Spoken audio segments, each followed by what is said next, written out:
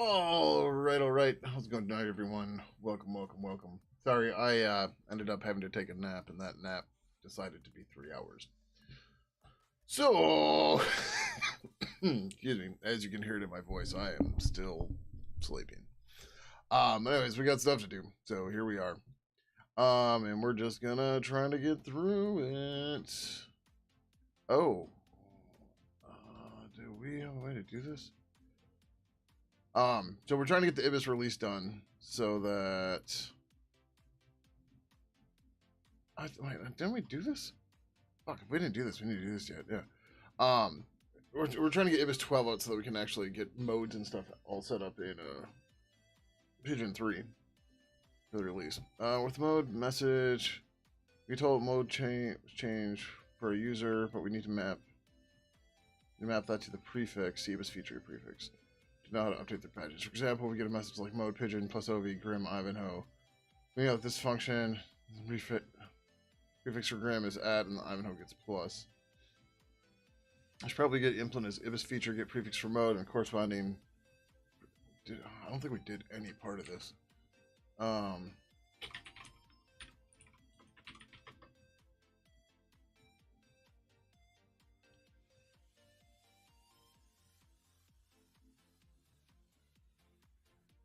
I totally forgot about this.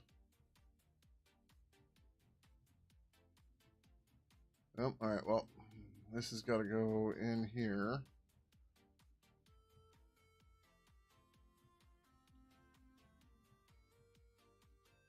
Okay. So we got to build this quick. Just, yep. And this doesn't even need to be that hard. I don't know why we didn't do this yet. This is just silly. But hold on, we're going to do this real quick while we're here. Fields.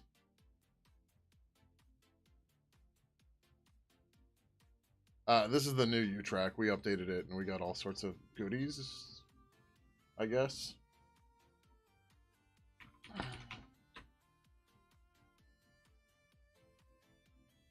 Really wish I would put new versions at the top. Like, nobody wants to fucking dig down there for this stuff. We need the 13 because I'm gonna update tickets to point to 13.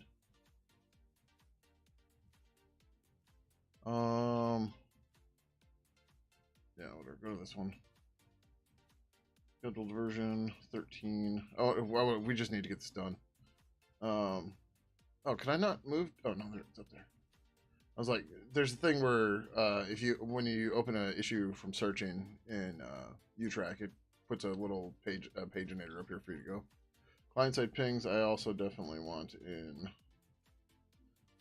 0.13. I want to get into 0.12, that's okay. Labeled response, we'll see what happens. But if 0.13 is just these two things, that's fine. We put way too much into 0.12, as you can see. And the goal for 0.12 was mode stuff, but then we also pulled in batches because I just figured out how to do them and wrote it one day. No, we can close that. So yeah. Client side pings. Okay, cool. So that should look good and fine now. I guess I'm gonna add the column here. So scheduled version. Boom. There you go. All right, unscheduled, and that looks fine. All right. But we have to do this stupid mode for prefix thing, which I can't believe we didn't do already, which is stupid, but whatever, it's fine.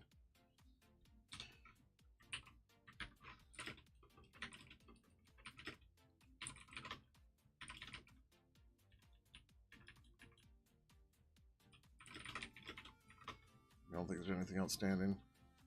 I did the release prep stuff earlier, because, yep. Alright, let's see if we can't keep at these two last pull requests real quick. Features.h.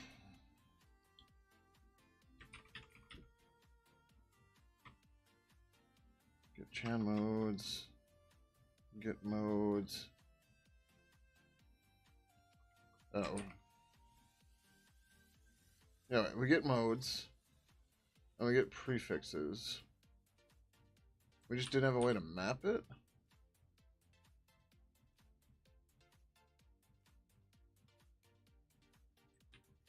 Okay, that's fine. What did we say we should name this thing?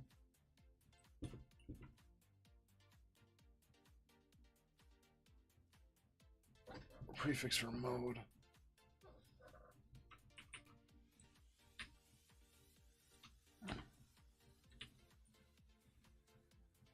Get prefix for mode.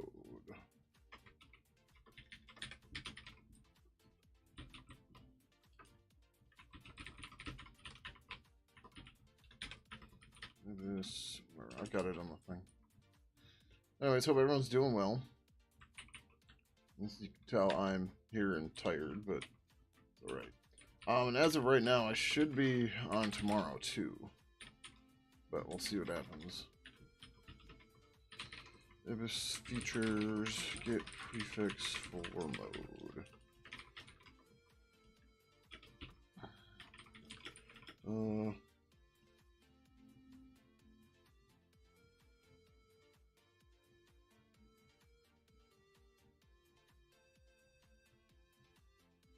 Right, yeah, we need this to do the badge. Okay, yep. The mode, sure. Gets the correct prefix. It gets the prefix, so it doesn't have to say correct, gets the prefix for the given mode. This is useful when a mode command comes in and you want to display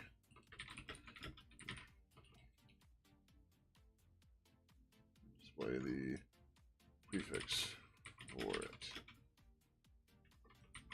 For example, on most networks, the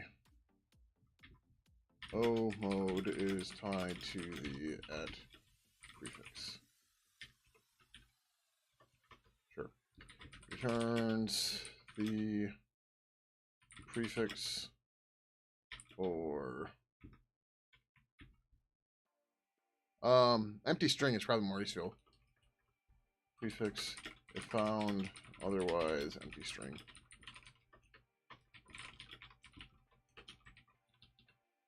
I didn't mention that in here, did I?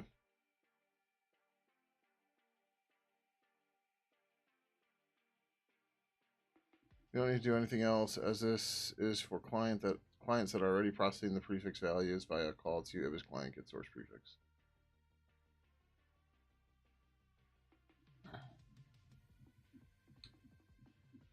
For client that are, I don't know why that reads weird. When the fuck did I write this? 3 months ago. Oh, lovely.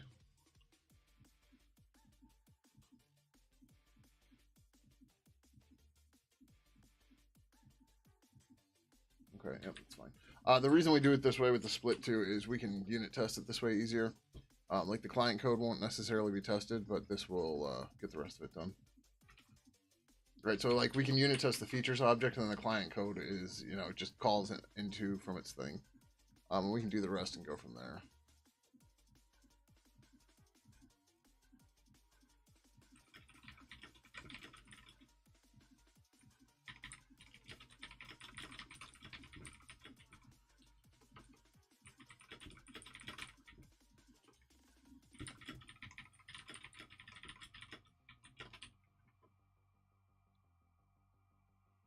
Okay.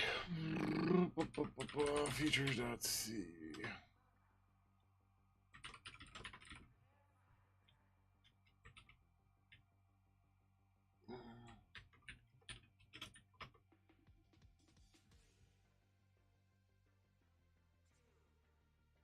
Oh, wait, I can't return an empty string. Otherwise...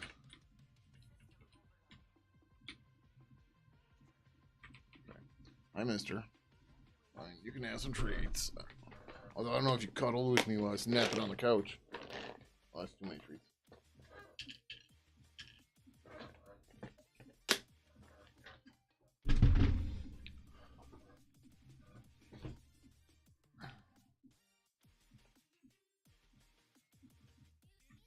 Okay. Well, I wonder, could that be nullable? I don't know. Alright. G return val If fail is features. No.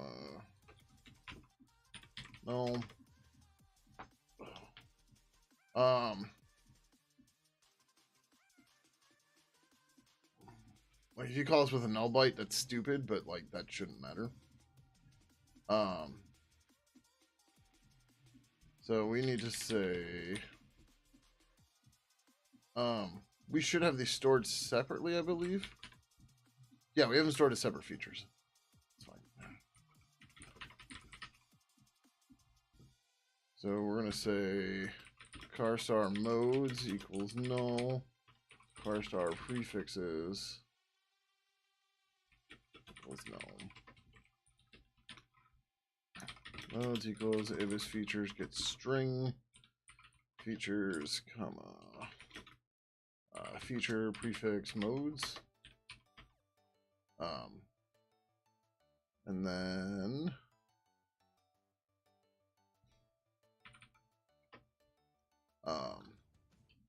prefixes, I see I spelled it wrong.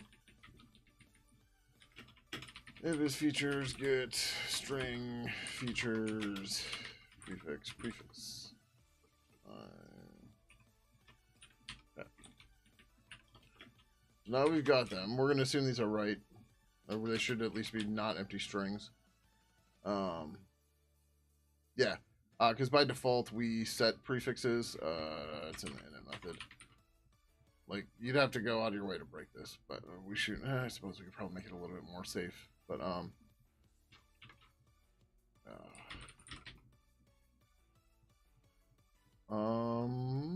where is that? Oh, okay. When you call clear with features, we set this, right? So rather than parse, like we already parsed this out and split it out to 2 different strings. So we can just walk the mode string, and then that index we return the prefix string, and we're done. Like I said, it's not much. We just need to do it. So for C equals,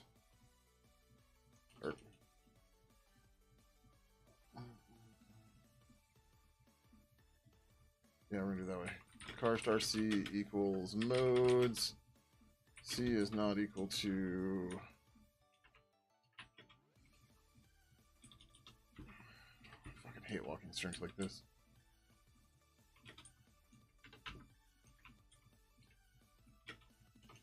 C plus plus. Say if star C equals mode. Oh, we don't have the prefix.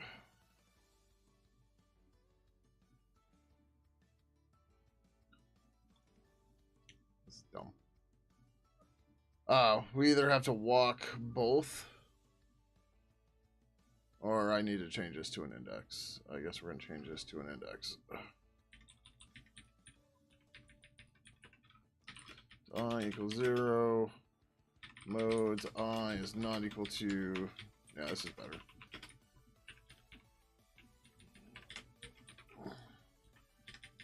I should do it this way too. If modes equals null, return.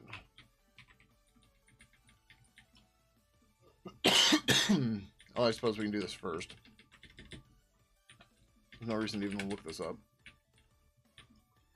With code like this that may get called a bunch of times because, you know, IRC messages can come in again and again. You want to try to, like, not do any extra work, right? So, like, okay, get the string. If we don't have this, just bail. Just bail, right? All right. So, if modes I equals mode, return prefixes I.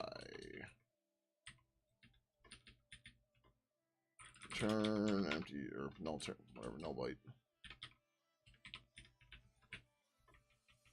All right, that should do it. I forgot the const. Whoops.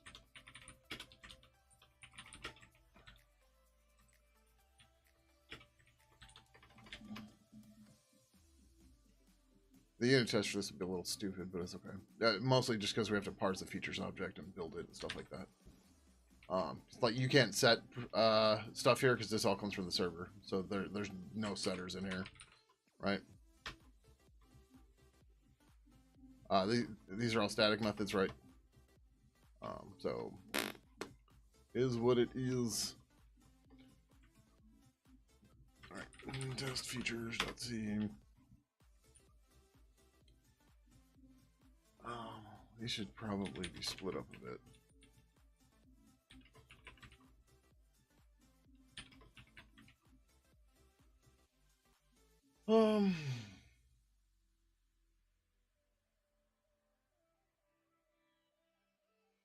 No, right.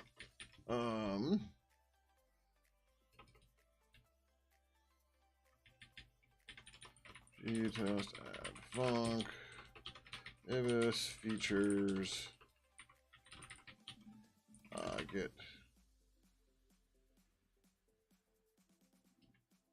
prefix for mode.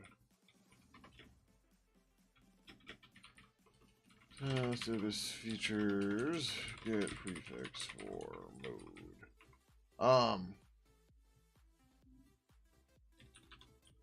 Normal.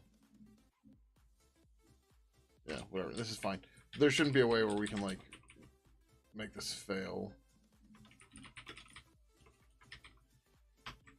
Because like the clear, like I was showing you, the clear method, yeah, there's always a default for pre. Oh, okay, we'll say empty. Well, normal, and then we'll add an empty.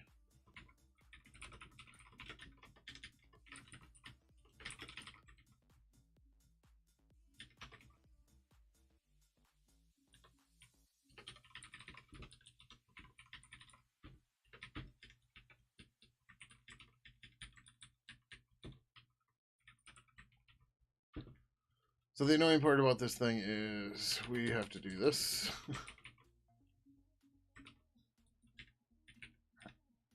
To create a new features object, then we create a message using iSupport, and then we put in whatever the features are here. So we are going to grab. Do I have?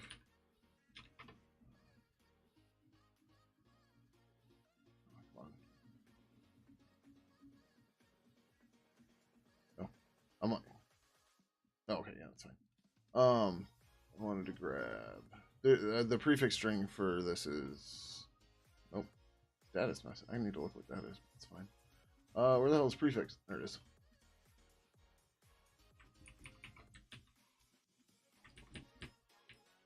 Right. I just wanted to grab that whole thing. So likewise, we're gonna start with this test because this one's gonna be a little bit easier to do. But what we're gonna do is this. I don't know what it's gonna do in this case, but that's fine. Then we're gonna say car prefix equals 0.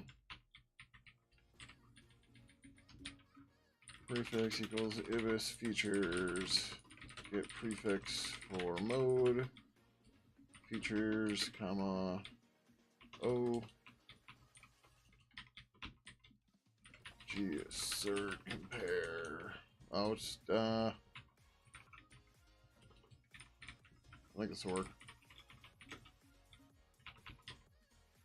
I can't do string compare because they're cars, not car stars, but that's okay.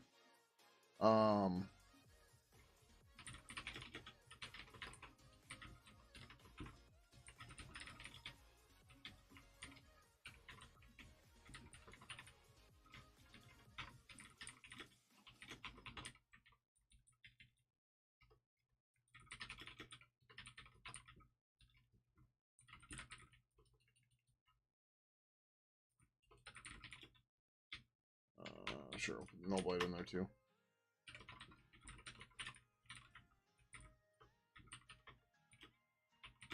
I see the typo.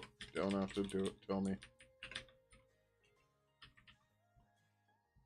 How's it going, SWK? Welcome, welcome. As I was mentioning earlier, I My body decided I needed to nap for 3 hours before the stream. So that's why we're starting so late. Actually, I probably could have napped longer, but it's alright. Oh, we have to actually... Oh no, the test should be here. Mason test. Took a 2-hour nap before dinner? Yeah, I ate dinner and I was just like, oh my god.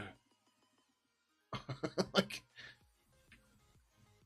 I had to really push to, like, go and put my bowl away before, so, like, the cat, or so, like, Slater couldn't get to it.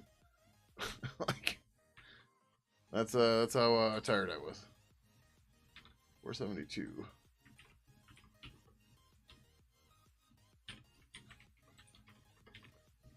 Now doing code review of PRs. Nice. Yep, that'll happen. Code should not be reached.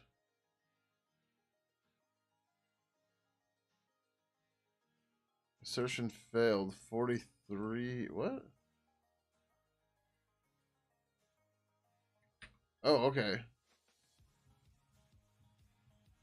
So I guess we do make these work.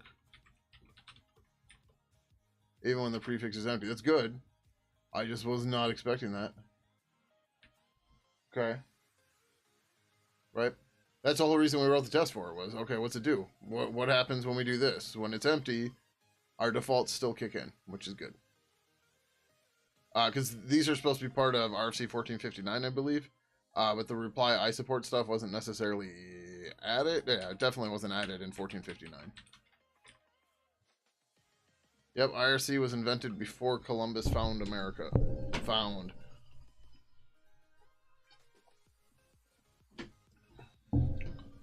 So at least today's dumpster file code. Oh boy.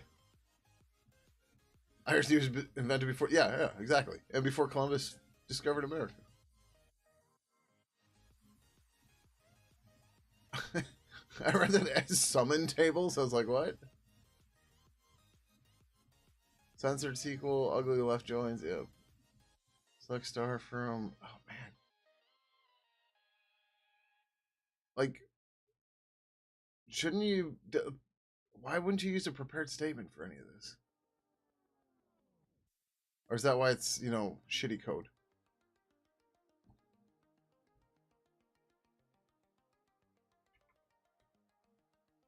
Or like, what am I missing? What makes it shitty code? Keep in mind, I haven't looked at PHP in like 20 years.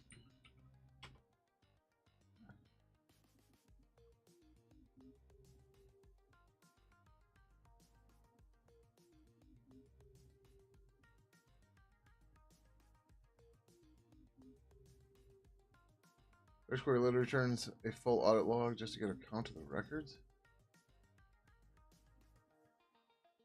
Oh, okay. How's it going, Robotic Head? Welcome, welcome. Those who don't know Robotic Head, he's another streamer here on Twitch. He works on a project management tool called Near Beach. You should go give him a follow.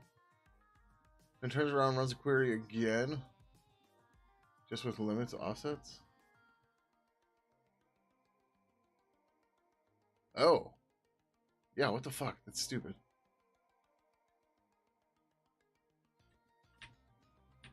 Sorry, still brain-elating. One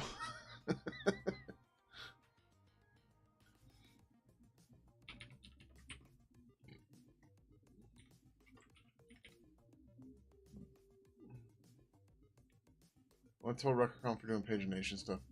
Gotcha.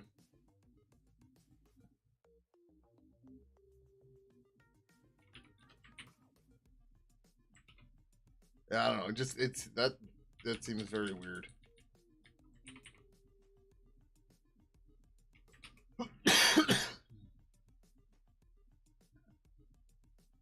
Alright, so we've got 2 before. So we asked for Q. This is supposed to give us tilde. And then we need ampersand. Or, not ampersand. We need A. It's supposed to give us ampersand. We got. Oh, no, we've got H in between.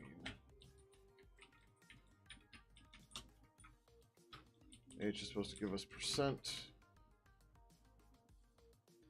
And then It looks for null, but let's also look for, I don't know. P? Sure. That should give us null. And of course, we're going to have to look for I. Because it's ibis.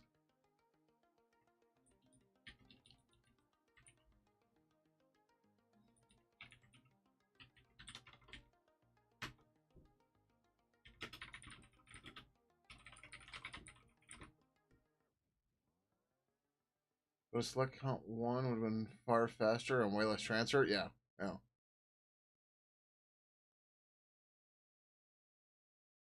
Particular code is looking at the audit log on settings changes on customer accounts. So anywhere from thousands to hundreds of thousands. Yeah. That would, you kind of want that one to go fast.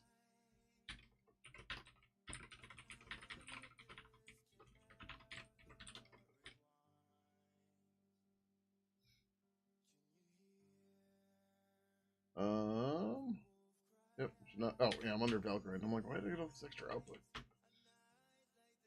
Right, yep, we failed. We made it all the way to the end. Cool. All right. We're gonna just do the client wrapper right away too, and then we'll have to sneak this into, or update the release for this one too once it's posted. Ibis client. Get. Well, I know there's public API that's get something. Oh, this is too much work. Scroll. Disconnect. Get active nick. Get prefix for mode is the name. These are not sorted alphabetically. They're close, but they're not exactly there. Get nick. Set nick. Get real name. I'm gonna put this here. Car. Ibis client. Get prefix for mode. Ibis client. Star client. Comma. Car mode. Val is client. No byte. Ibis. Do we always have a features object? Features get prefix for mode. Client features comma mode.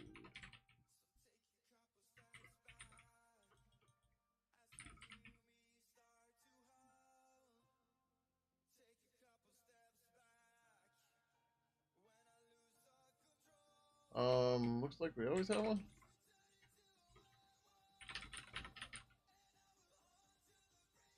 Yeah, okay, we always have a feature. Okay, good. Like I said, I'm confused why I didn't write this already, because this is like we could have wrote this a long ass time ago. I think we just realized we needed it and then forgot about it.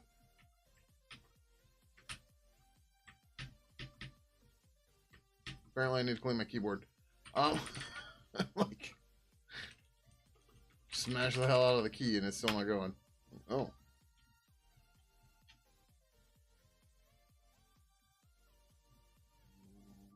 Nick. Right, let's get real name.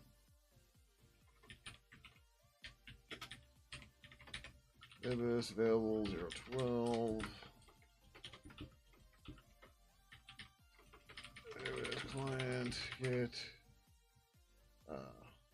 prefix for mode. Mode. It's the prefix for the given mode. This is a helper method that calls method at features dot get prefix for mode using property at client features. Sure. Returns the prefix if found, otherwise no bytes.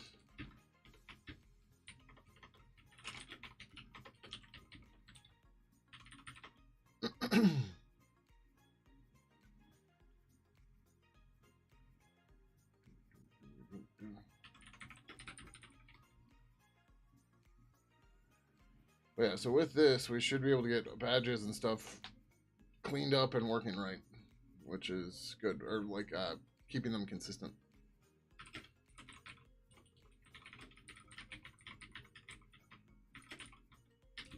Add ibis.features.get prefix for mode. This will make it easier for users to keep prefixes.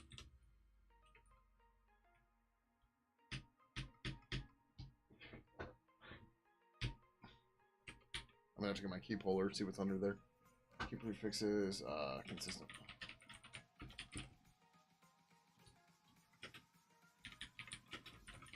Also implements ibis.client.get prefix for mode as well.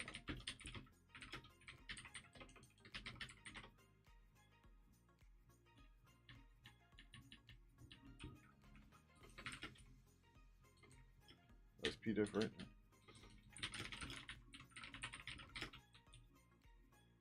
This is ibis 43.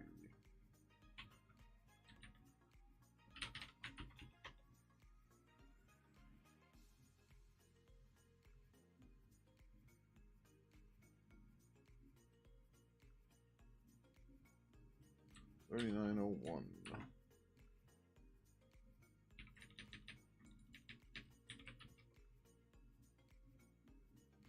Testing done. Test under Valgrind and called in the turtles. I did call in the turtles after committing, right? I think I did, but I don't know.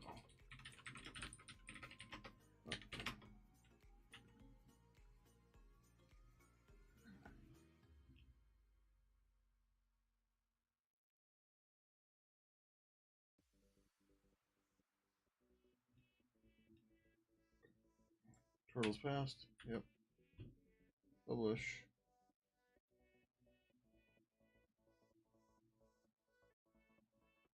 Alright, I'm gonna go back to 3900 real quick.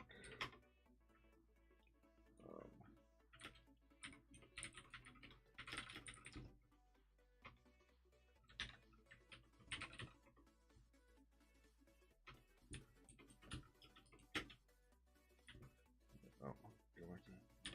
I didn't need that one quite yet.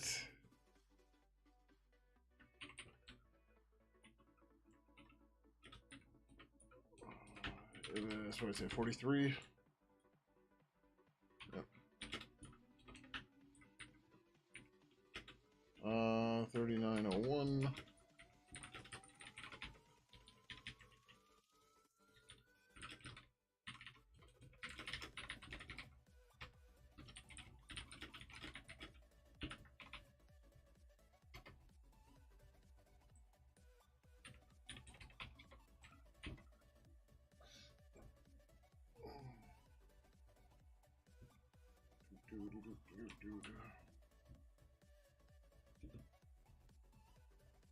Now it depends on 3901. Add the prefix mode stuff.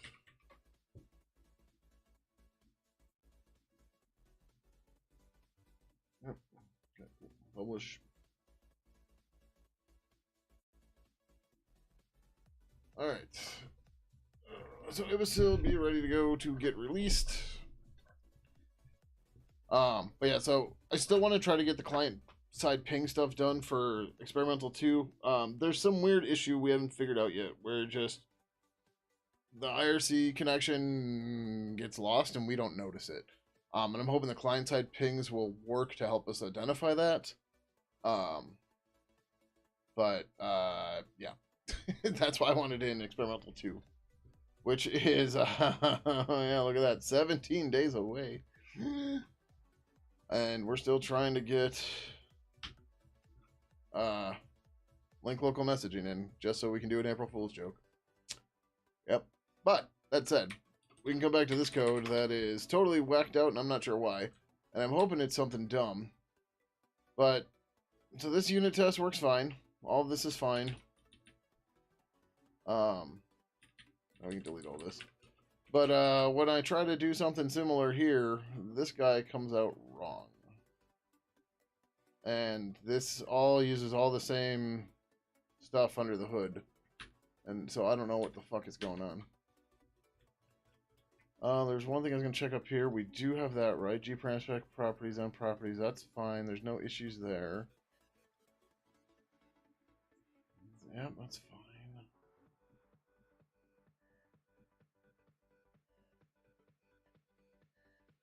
But I pretty much exhausted the other code, so like it's got to be here. And I don't know. There's not a whole lot here to fuck up, so like, I'm really confused.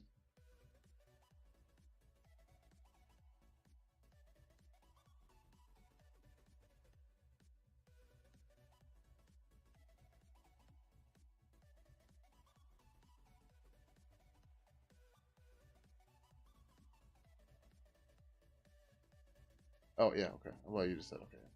So what we need to do is, when you're browsing services on MDNS, each service can have multiple endpoints.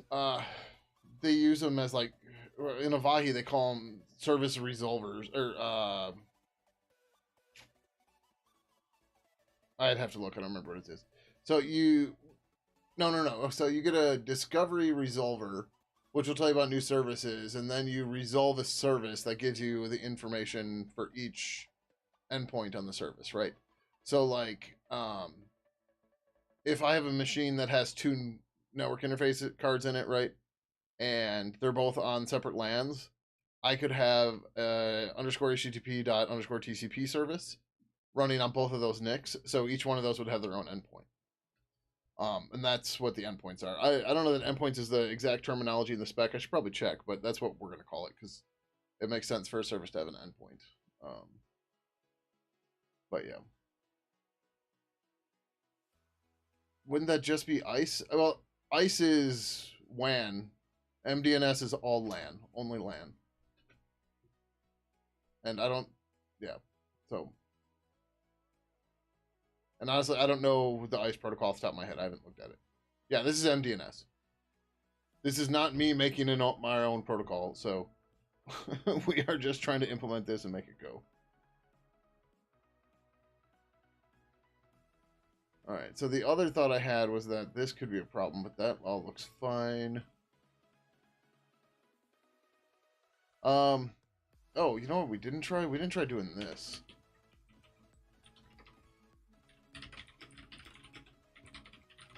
IcePick says, yeah, I'm on these IP addresses, public and private, so you can contact me for these services over here. Okay, so yeah, it's kind of MDNS-like, but... No, we're still seg faulting. Yeah, see, like, these pointers should not be different. And I don't understand what the fuck is happening.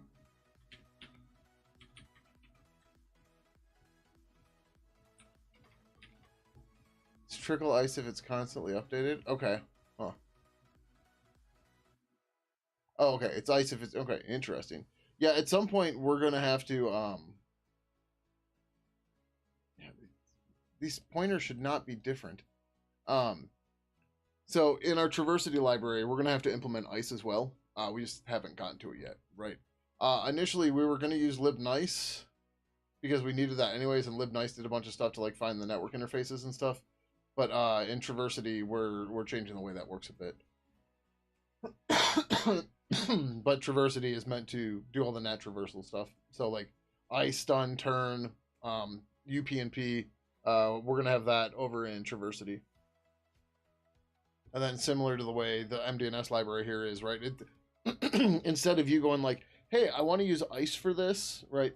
The idea is it'll try to determine which ones are available on your LAN and then use the right one, right? Because ICE, like, asking the users to know is generally not going to work. Like, oh yeah, it's exact. If config minus a set awk and you'll be fine. Yeah, seems fine. What are you doing, mister? You're in the way. You're not getting any more treats. Beware the tentacles. The cattail tentacle. What, too much? Told you you're not getting any more. You already got some not long ago. Okay, so what in the fuck is going on here?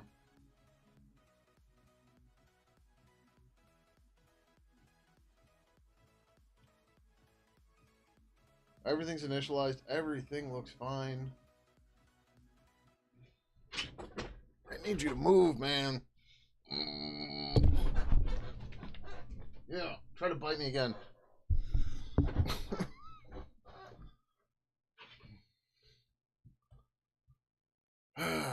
Alright, well, he moved at least.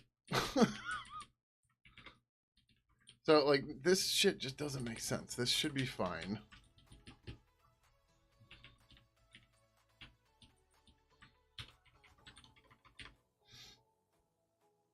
What the fuck? Now the pointer's right. It's gotta be this one. It has to be. This...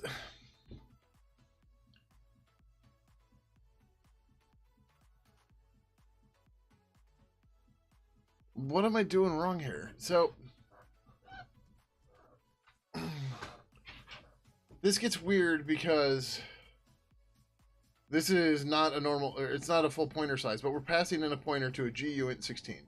Right? So it's an unsigned short. But I'm passing in the address to that, but it's writing it wrong? But you pass in the address here. This is what you're supposed to do.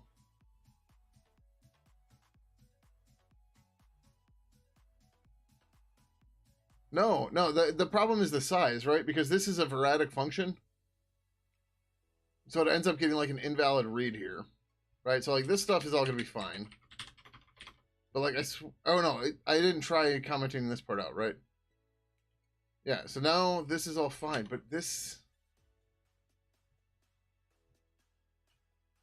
Like, this isn't even in any of my code. It's just because I'm calling GObjectGet with this, but this is... Port 1 is defined as a GUint 16, and I'm giving it a pointer. Was it file transfer? It might have been file transfer. There was some place where we had this with a int64.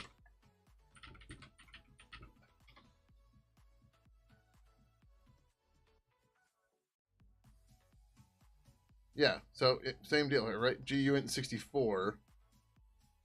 And like we had to do this way because if I did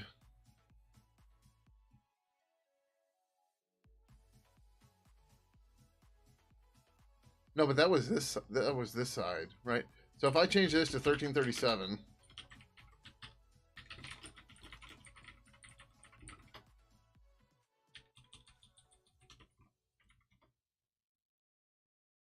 okay, or now this works. What the fuck?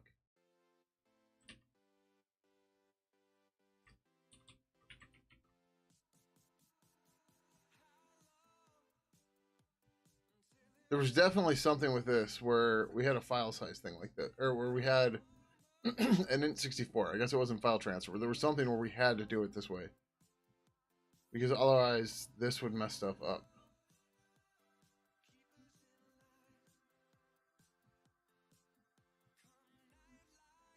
Like this doesn't make sense because we passed it a pointer to a GUint 16, and the pointer size is going to be the same.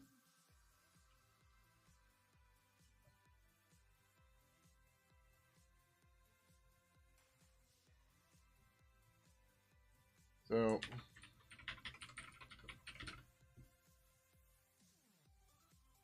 general copy is made of the property contents, and the caller is responsible for freeing the memory in the appropriate manner for type. For instances, by calling gfree and blah blah blah. Here's an example using GTK to get the contents of 3 properties: an integer, a string, and an object. Right? Yep.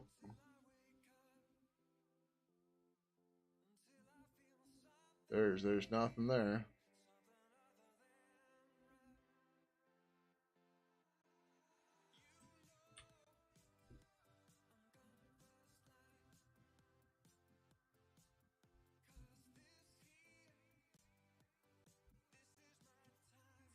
Like, this is all the same.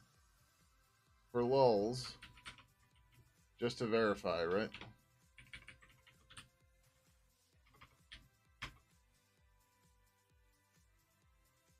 Yeah. It's definitely the size of it is the problem.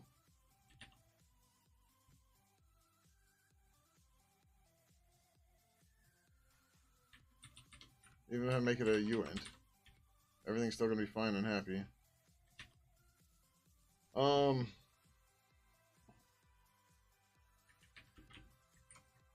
But you put it to that and bloop, then it crashes. This definitely feels like a bug, but oh god.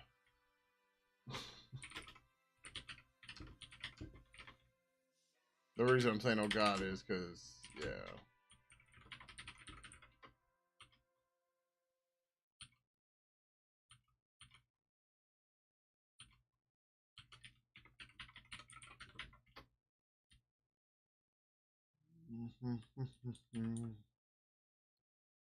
First checks if the property's valid. Then it creates a G value. Creates two G values. If the type is invalid. Otherwise.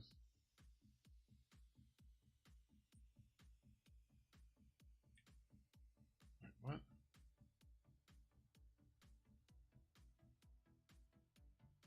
Oh, I'm in get property. We just need GObject get. I'm in the wrong thing. I was like, what's all this bullshit about GObject? Or about G value?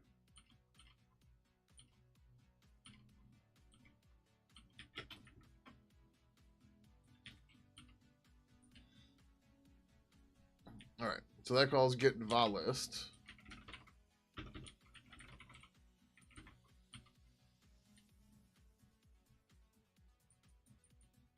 So while it has a name, it calls find pspec for the name. That's a G value.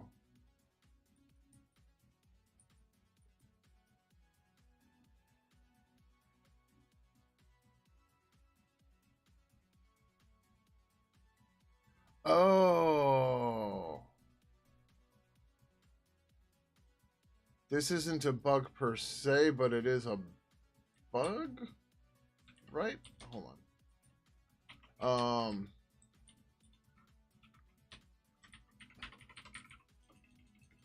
Param spec.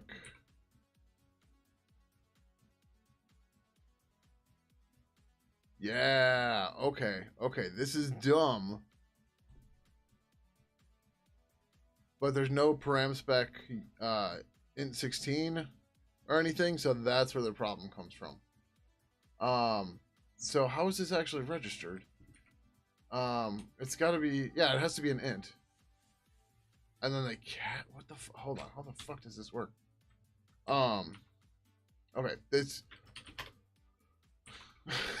we are way in the weeds, but it's okay. I guess this is not in GIO, it's just in glue. Oh no, what am I doing? ginet socket address.c. Where the fuck do I have this open? It's not on like tmux or something, is it? Oh, okay. Prop port is a uint. It is a uint. Okay. So this is weird, but that's okay. Param spec. Yeah. Okay. So it's a uint is what it is. But then when they call this,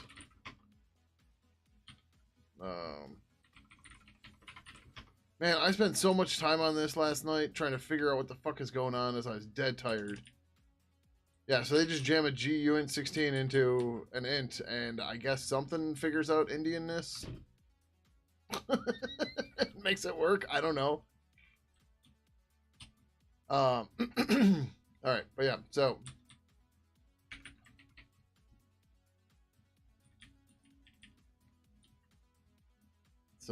that should do it.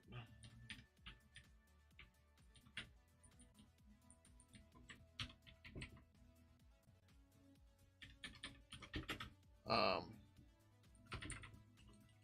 there is no G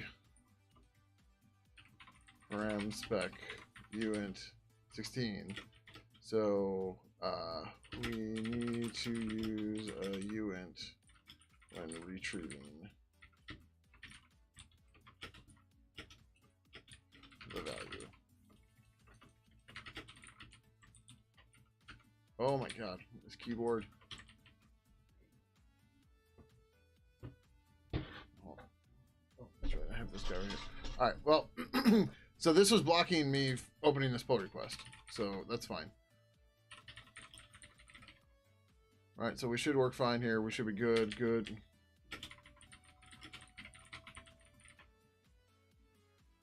Okay, cool.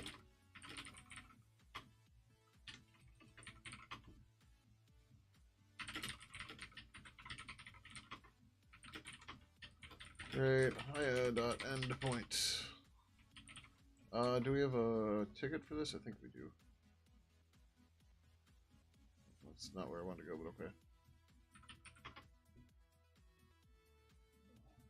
That's issues.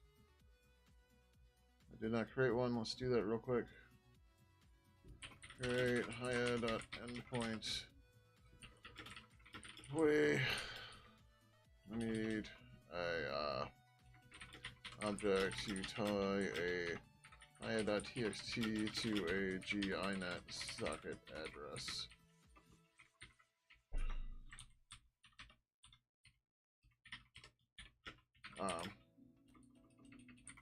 For each endpoint of a service. Object node subclass gio.inet socket address as it is derivable, and just add a construct only parameter for the txt property. This is small. So I updated uTrack and they changed a whole bunch of the UI. And it's not bad or anything, it's a little different. So it's taking me a minute to get going here. And refine stuff, remember where it was and that kind of stuff. Alright, that looks fine. Great issue. Alright, so Hiya 4. Hiya was on 8.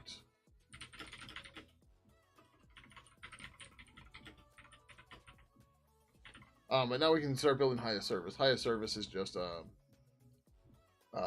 collection of service, so it's gonna have a service name and a bunch of endpoints. 3902. Do we run turtles?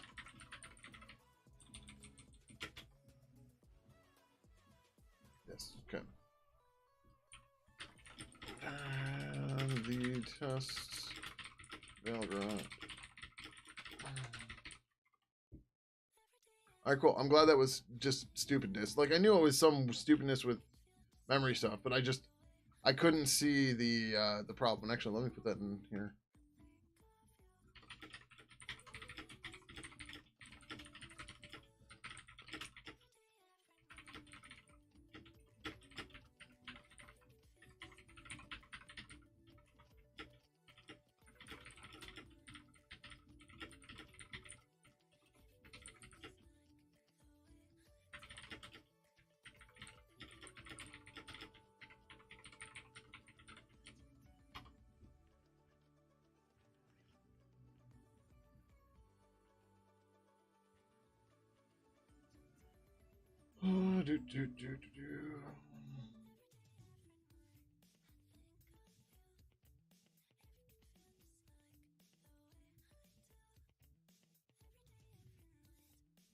So my goal right now, which is gonna sound crazy, is that we'll be able to do service discovery by Monday.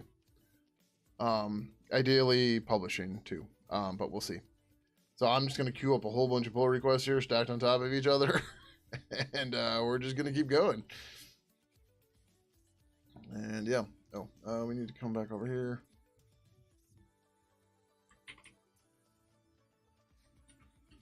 R/3902 has been created for this.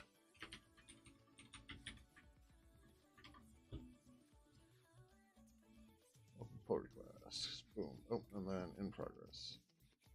Okay. While we're here, we're going to create a new Haya issue. Create Haya.service. This is a simple storage object that will store a service name like http.tcp and a list of endpoints that it is available on. Endpoint should maybe get the interface name at some point, but we'll figure that out. We'll get there when we get there. So simple storage object. Yeah, that's fine. This is a task. It's gonna be assigned to me because we're gonna knock this out right now. There's none of that. That's fine. Okay, cool. This is a small. This arrows. We're just sure. Great. Okay. Oh, actually, but this depends on Haya endpoints. Okay. Why?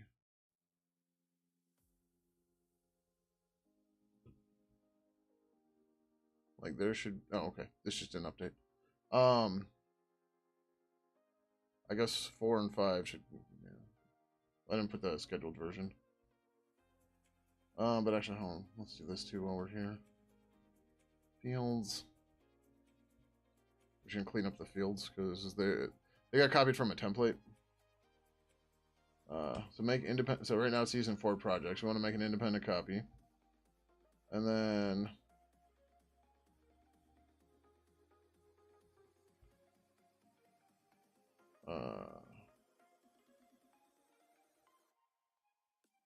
I guess we make independent.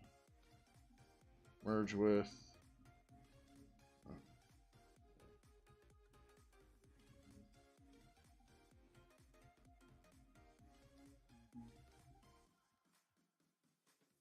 Scheduled versions. Yep. Oh, what?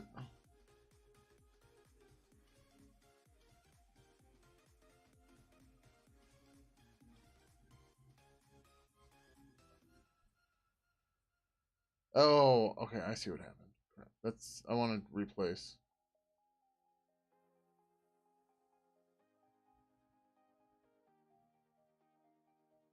I did the wrong thing. Scheduled versions. I just want them to use the same thing. Except it's used in multiple fields of current project. Oh, yeah. Okay, edit for... Okay, there we go.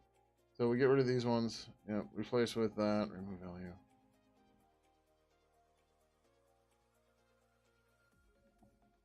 Alright, whatever. Oh my god, what the fuck? Alright, I think it's all fucking confused.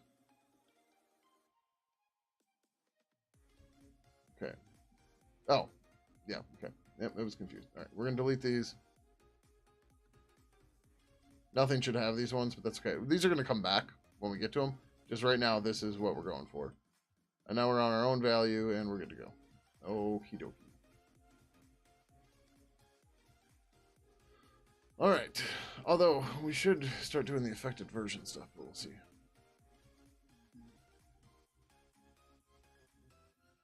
Oh, shit. Ivanhoe, thank you for. Oh, I guess it's morning for you already. Cool. It's like you're up late, early. Fuck, how do I have 2 errors in this?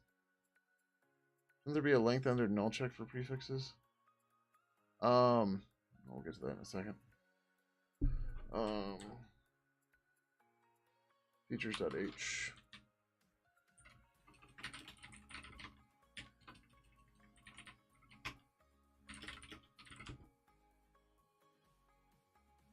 Why do bad SQL in one spot? We can copy pasta to at least 3 different spots and 3 different PRs. Yeah. Because AI copy pasted it in 3 times. That's why.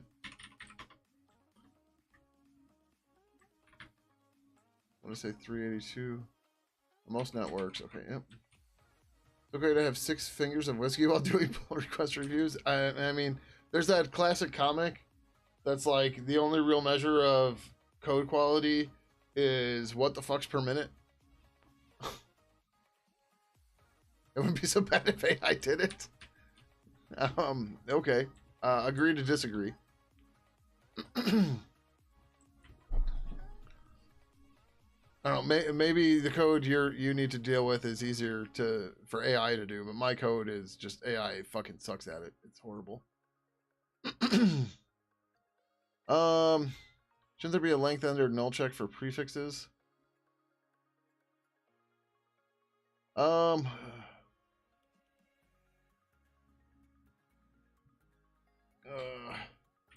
It shouldn't ever not match.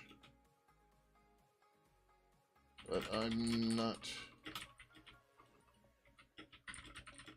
We have tests for that. That said, I have no issue.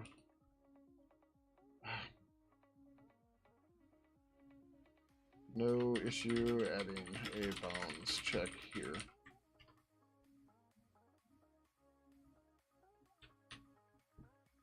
Should donate his time to work on Pidgin 3. I mean, if it means I don't have to mentor or like he'll pick up things quickly, sure.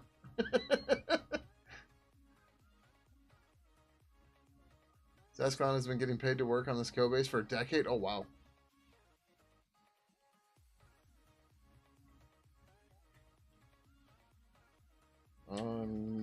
Supposed to be over here.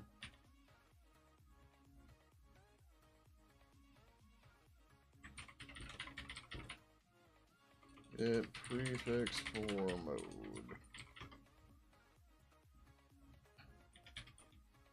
If prefixes equals null, return empty string. If the stir length of modes is not equal to prefixes, or stir length of prefixes, return empty string.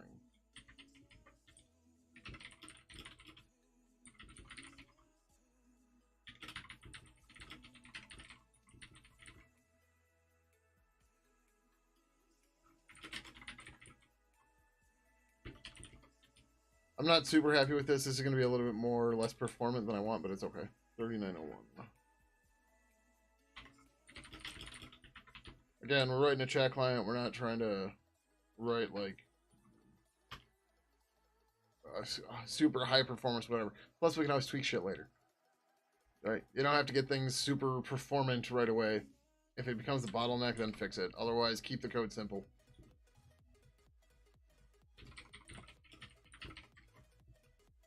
Too many people get into premature optimizations and they make just some of the most ridiculous code. And you're just like, bro, what are you doing?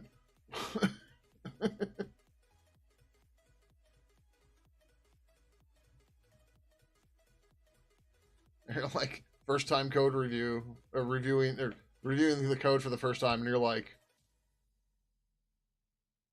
excuse me? Oh, I was gonna pull these keys quick. So P was being a problem. Oh yeah, there's a lot of gunk in there. Where's that little tweezer set? Is that over here yet? Got knocked on the floor. I wonder who did that.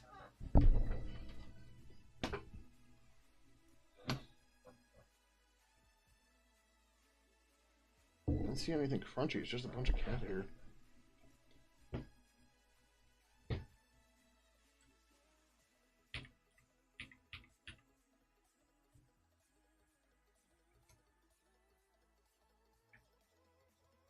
Oh, was that the crunchy bit? Well, that shouldn't have stopped it. Alright, well, I know what I'm doing tomorrow before the stream. What was the other one? Tea was a problem? Oh, so this key puller is 3D printed.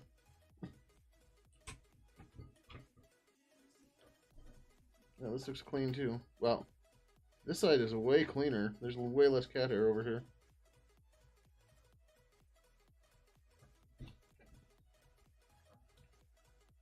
I have like a normal key puller over there somewhere. But I have the 3D printed one right here.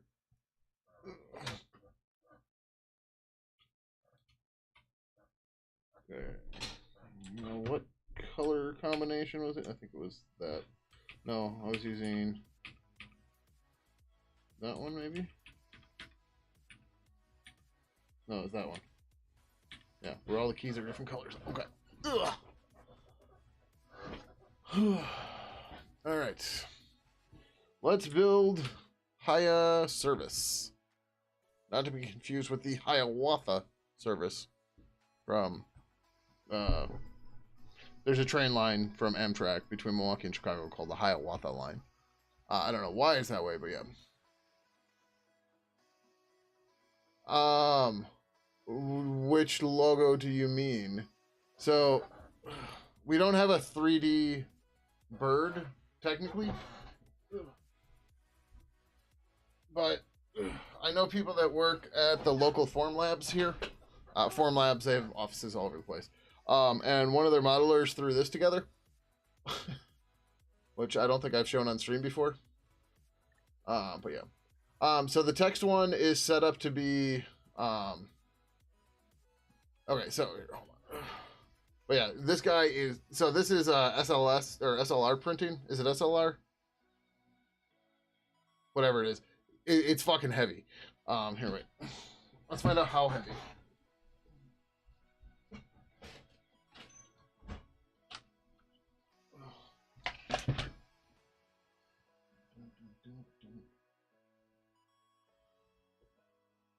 Let's find out how heavy he is. Okay, all right, so 0 grams.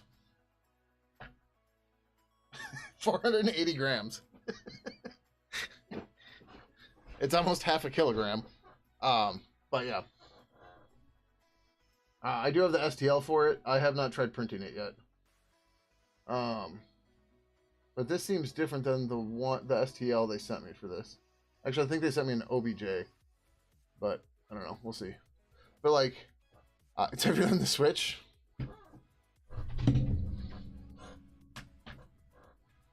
You're not wrong. 410.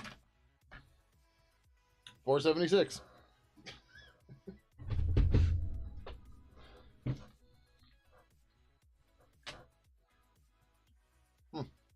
Rubik's Cube 62 grams, 64. No. So I use this when I've got to send stickers or not stickers, but whatever. SLA, that's what I was thinking of, not SLR, SLA. No, they did not make him hollow. Yeah. So, well, like, they didn't even, like, tell me it was there. So, like, I was emailing the guy, and actually I never emailed him back because I just got busy and forgot. But then we were there doing a hackathon, and so everyone's like, yeah, I saw a Pidgin in one of the utility closets. I was like, huh? I was like, he didn't tell me he printed. He's like, oh, yeah. He's like, that guy doesn't work here anymore, so I'll grab it for you. Okay. So, but their thing is, you know, they normally just print stuff, or paint stuff. But, like, so if you look at his feet there, get it in frame, right? Like, I'm gonna have to like use support and stuff to make that work if I'm gonna print this on the FDM. If I can get it in fucking frame, Jesus. Right? Because like there's a bridge there under his foot, and that's annoying. So, but yeah, it's like a trophy because it's heavier than a lot of trophies.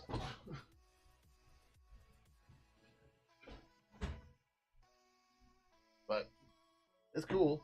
It's just fucking big and heavy.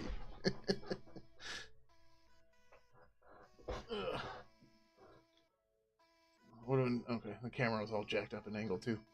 Um, he has a big SSLA printer. Paint out for silver and paint it. Maybe. Like I need to get the software released first, but so anyways, you're talking about the logo stuff. I don't really want to do this, but we're gonna do it. 9 OBS Studio. Oh, sorry, not OBS. Bamboo Studio. I haven't done anything with Bamboo since they started fucking around with their license shit. So I don't know what's gonna work here. Okay, I guess it updated at some point via Flatpak. But both my printers are offline right now, right? So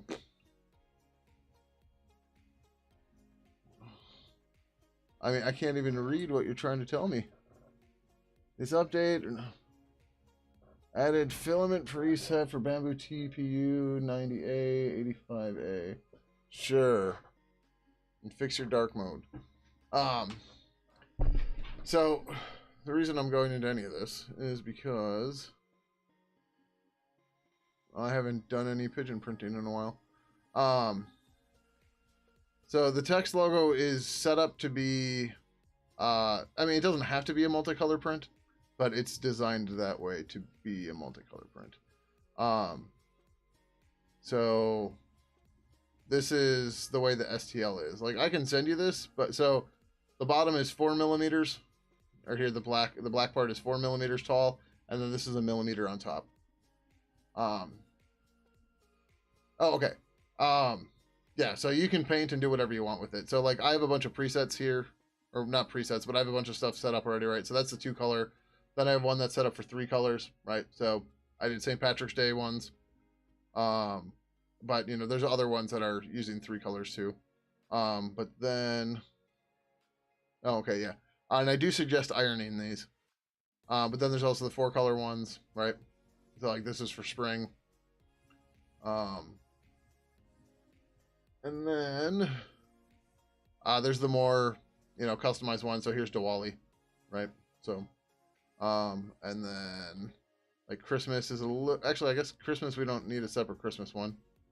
Because that, oh no, that's, yeah, this is just the normal 3 color format. But I saved it as Christmas just so it's there and it's easy. I don't have to repaint it or anything. The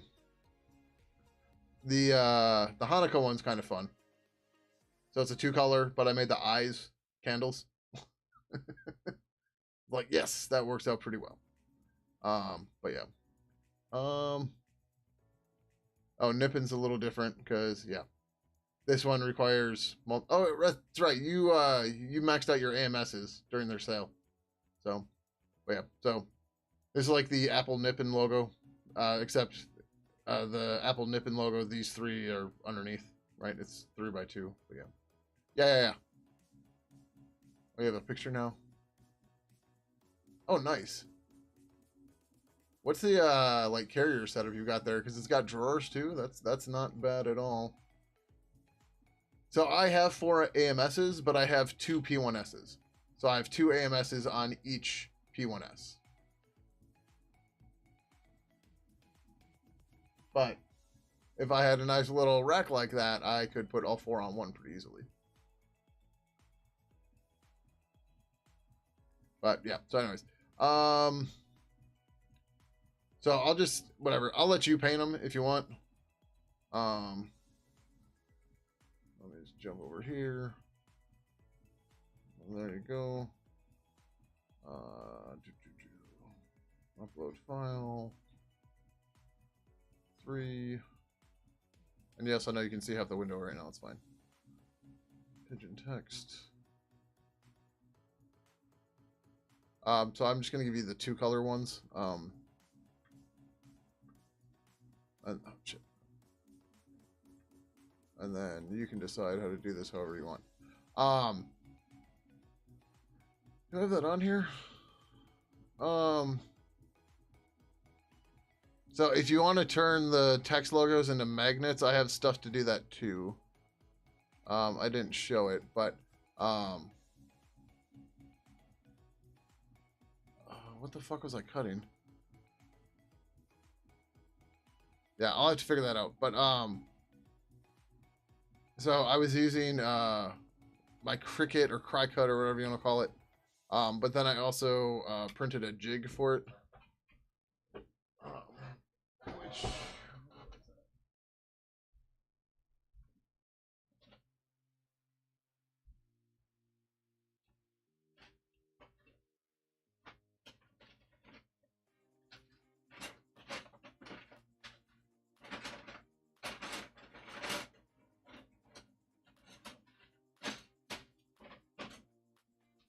in the bag I'm looking for.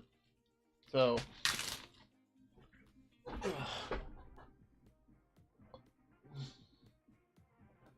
after I print the text logos, as you can see, I have a million of these magnets cut out already. These are the magnets. And then I have a jig that you then pop the magnet into, and then I use a needling tool to take the back off the magnet, and then I put the text thing in there, and then I smash the hell out of it. And then there's holes in the back to pop it out. So yes, I made a whole production process for making those damn magnets. Yeah, okay. So I can give you the SVG and the cutter here too if you want to mess with it. That said, I need to take a good stock of these with me to CypherCon, and go from there. But yeah. All right. Okay. So hold on. So, I'm not sure what I was cutting though.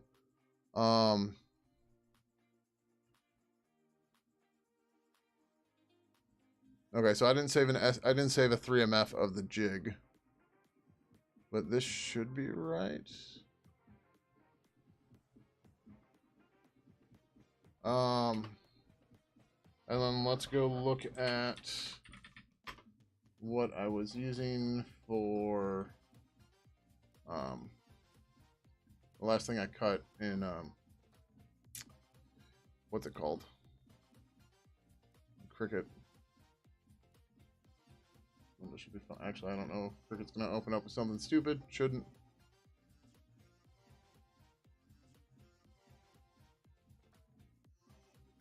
Oh, this is fun. Quit the app and then reopen it. All right, don't give me an option to like quit it and reopen. They might be pissed because I don't have the Cricut attached to this, but we'll see.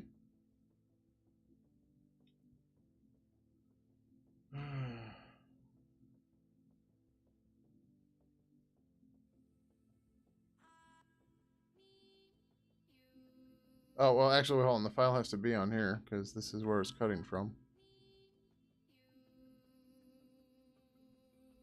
Hmm.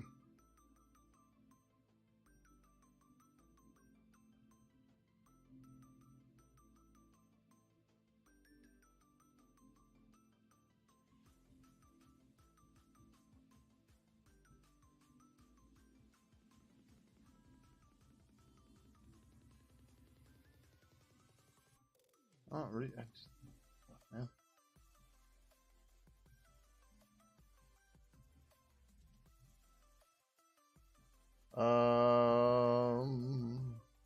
Yeah, I don't know. I would have to figure it out. You'll get your CNC rearranged where you can really use it and start doing some 2.5D or 3D carving out. Nice. Where the fuck is this, man?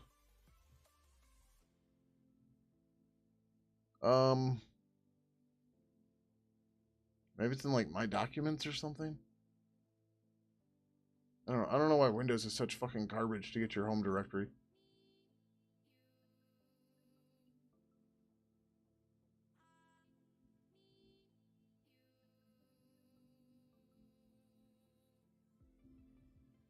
It's on desktop documents. Nope. I didn't see it in downloads. Maybe I deleted it from downloads. That'd be stupid, but. Or maybe I put it in my MSys home directory, but I think I lost my MSys home directory.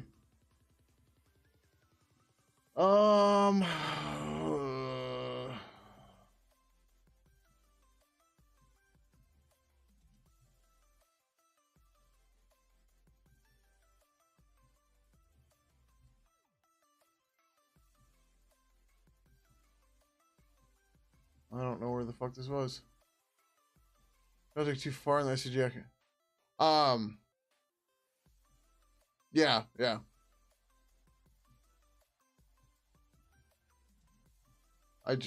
So I have a bunch of other SVG or not SVGs. So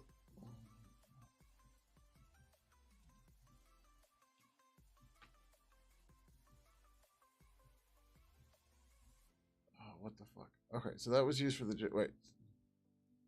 It might be this file. Try that. If it doesn't work, let me know. We can figure it out. Like clearly I don't have to do magnets for a while. I have like 100 here. So it's not something that's, you know, something I need to immediately deal with. So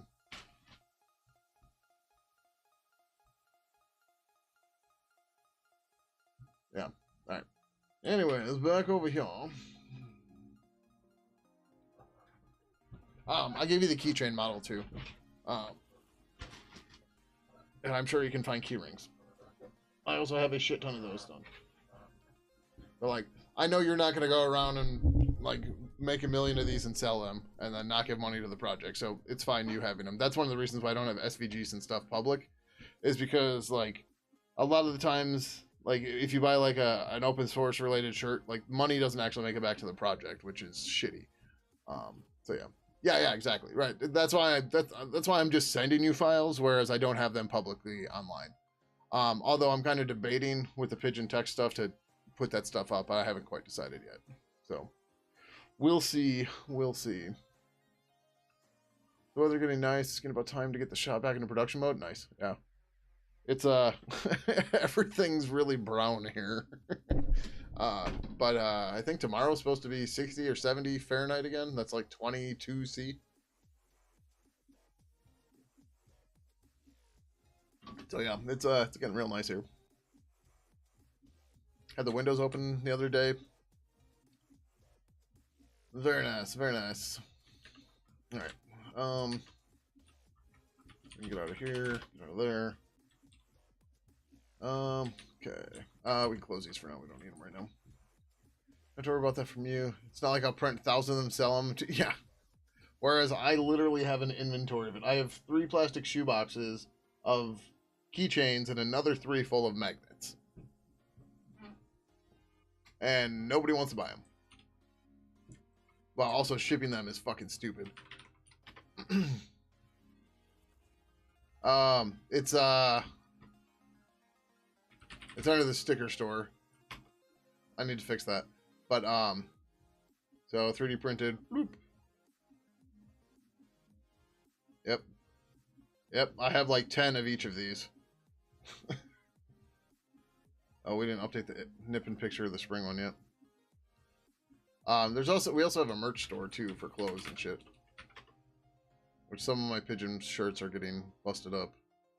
And then the magnet, same deal. So just blah. That's a fun one, the Halloween one. That's glow in the dark green too. So. Yep. Okie doke. Oh, I was gonna check that real quick. Sorry, I'm gonna have to check off stream real quick. I just remembered. Oh, I'm not logged in here. Oh, fine. I guess we'll do it right here. We'll do it on stream but hidden.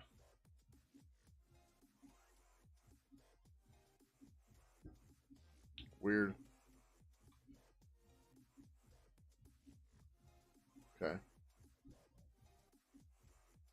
Somebody created an account on Hub named EXP1.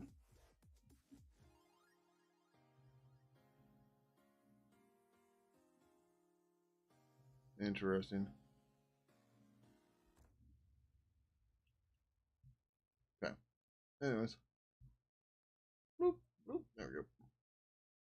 Those. Look at the merch. You happen to know those things aren't exactly making. Yeah.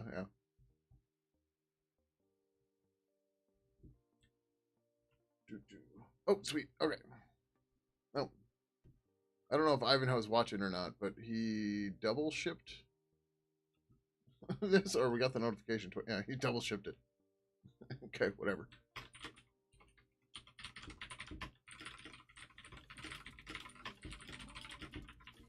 01, right? Yep.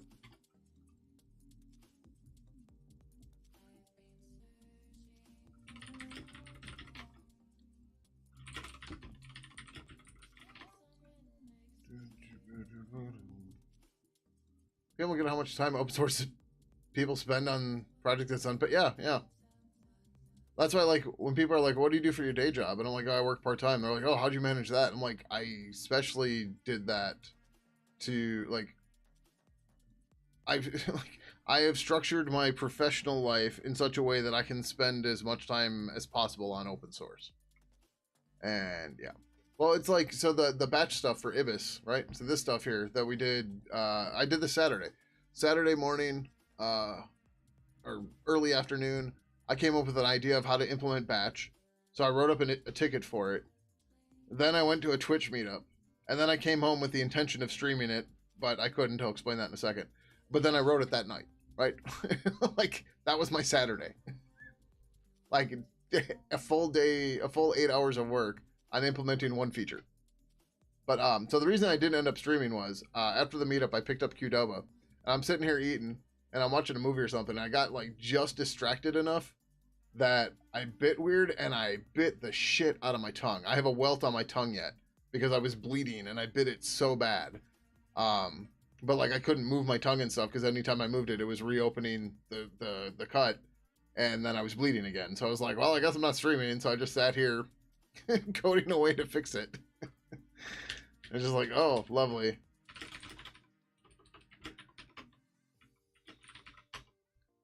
You structure your own professional life. So you get to work on several open source projects. You get paid and you can pay your bills and you can feed your patches back in the project. Yeah, exactly.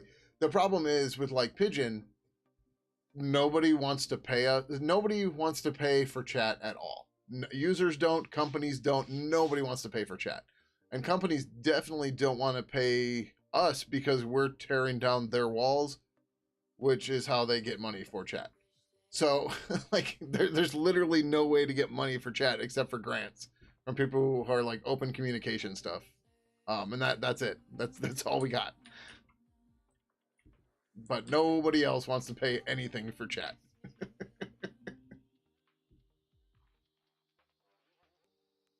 To use micro. Oh yeah, and then all the companies use Microsoft 365 and Teams. Yeah. I mean, you can blame Google, Microsoft, and Facebook, but I'm gonna go back and say IRC, AIM, ICQ, MSN. I feel like I'm missing one. I mean, XMPP as well, right? But like, nobody's ever paid for chat ever, right? Like, the only chat people pay for is porn, right? that's the only chat people are paying for is for porn. Like, that's it. End of story.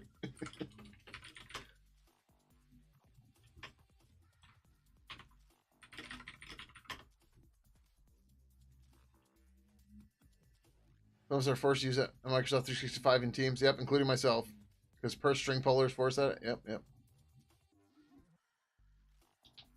Rebrand only birds. I have joked about. I mean, it wouldn't make sense anymore. But back when we started the like huge refactor of the Pidgin code base, I was just semi seriously throwing around the idea of creating an OnlyFans. But we would show risque code. The thing is, most of that code is gone now, right? But that was the idea, right? Like, because I mean, there's nothing about OnlyFans that says it has to be porn, right? So like, it's risque and naughty code, right? You can contribute to that page, yeah.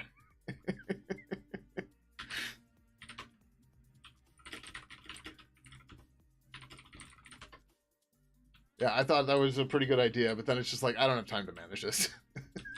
Like, I could try to find time or make time, but ugh. OnlyFans says it doesn't. Yeah, yeah.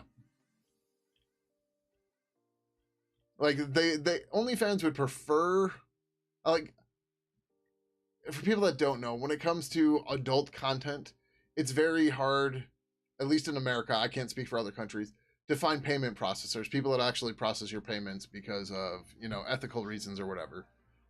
So like a couple of years ago, one of their banks or something was threatening to take them down. or to not process their payments anymore. And I don't remember what the deal was behind that, but they somehow came to an agreement. But yeah. Non-interrupt content, yeah. There are a few museums that actually have an OnlyFans. Nice. One advantage of the Office Suite is you have in most places with one interface. Just had a meeting a few days ago with one of those agile hip if consultant or IT consultants. Guy was jumping between Google Docs, Slack, their own software, and Mira. Yeah, yeah. Is Mira a thing, or you just talk, or is that a Jira typo, or a nickname for Jira? I don't know. I'd say Slack is hot garbage, but Slack is definitely an enterprise tool, and people constantly try to turn it into a community tool. But Slack does not have the tools to actually be a decent community tool. But that's kind of, it doesn't matter, because when lots of businesses had Slacks, it was easy for people to get out and use Slack because they couldn't tell the difference. Mira's a separate thing? Okay. I just haven't heard of it before. So like there's a big employer here in town that you can't get out. Their firewall is fucking nuts. But they were able to get out with Slack for a while because the company uses Slack. Now they might be doing DPI or something. So you can't get to other Slack instances, but you used to be able to get to other Slack instances and stuff. Because the company used Slack, right? But anyways, Slack doesn't have any moderation tools. So like, oh fuck. Okay, hold on. After this release, somebody remind me I have to enter bugs for content filtering, or enter issues for content filtering. Just please remind me of that. And I'll explain a stupid fucking story from earlier today. All right.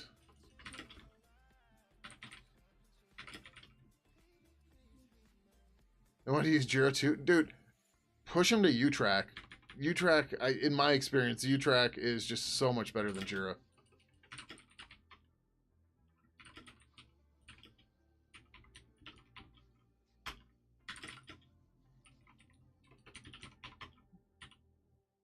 Oh, I was supposed to run dist first. Whatever. That should be fine. Oh, Miro. Okay. Either way, I still know that one. Someone suggested you look at Jira the other day. You slipped up and asked them, you like tools from Atlassian?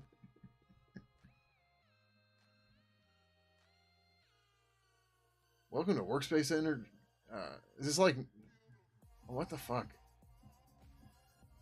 Oh, Miro AI is a big thing, and there is way too much movement on this page. Yeah, I think I'm good.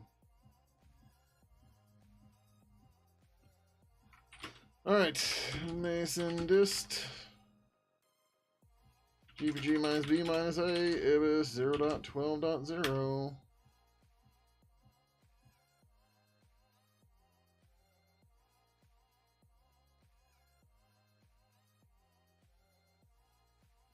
It's so nice when I get it right on the first try.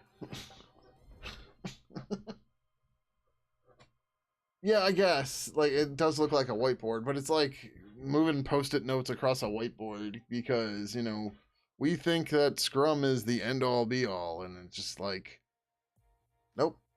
Gonna disagree with you there. That's fine.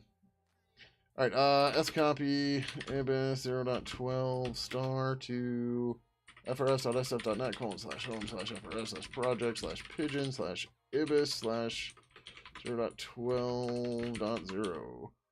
Ibis is lowercase, right?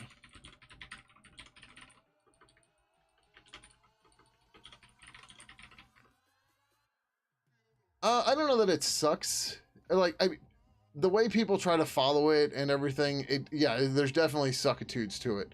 But like, conceptually, it's not a bad idea. But like, so I've been through Scrum training twice, which is just fucking stupid. And every time I'm there, I'm like, this is just open source development. Like, all the stuff you're doing minus story points and sprints is just open source, right?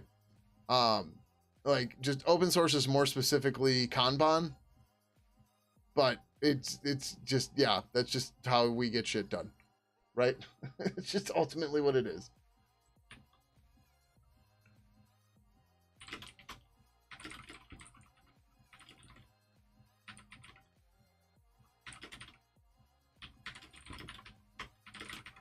All right, Ibis 0.12 is out the door. Woo!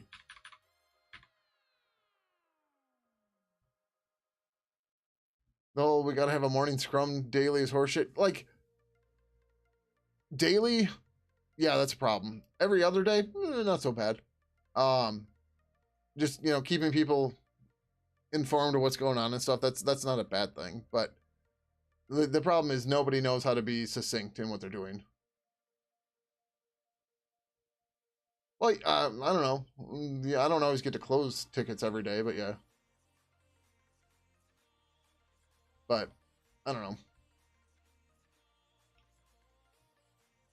There's definitely pros and cons, and there's some projects that work better with it, and there's some that just don't fucking work at all.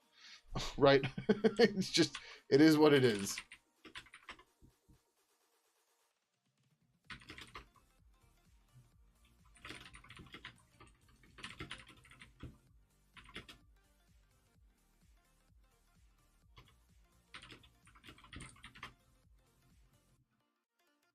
All right, now we need to come over here.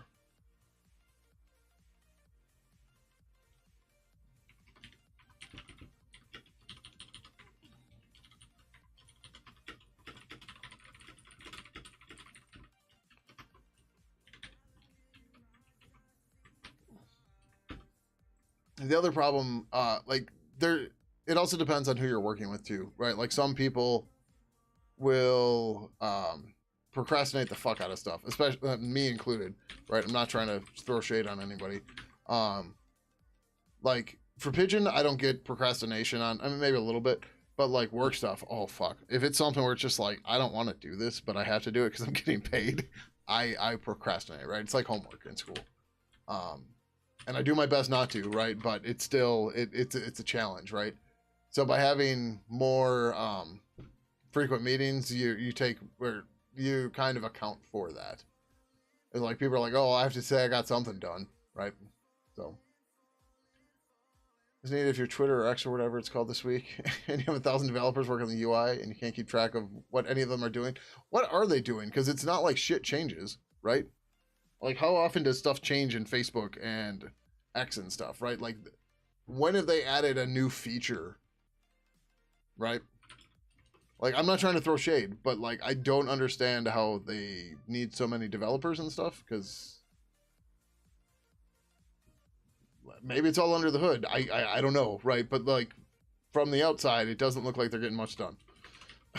Like again, not trying to throw shade, but yeah.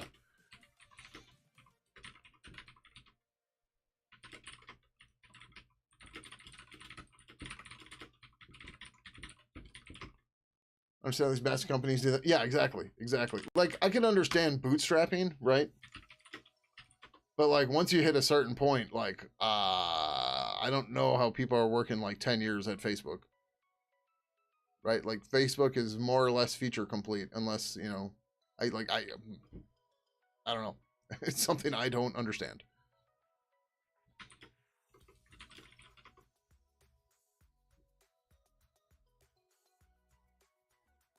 Oh, I didn't close that other ticket. And I have to enter the content warning stuff. 3903. Let's do this real quick.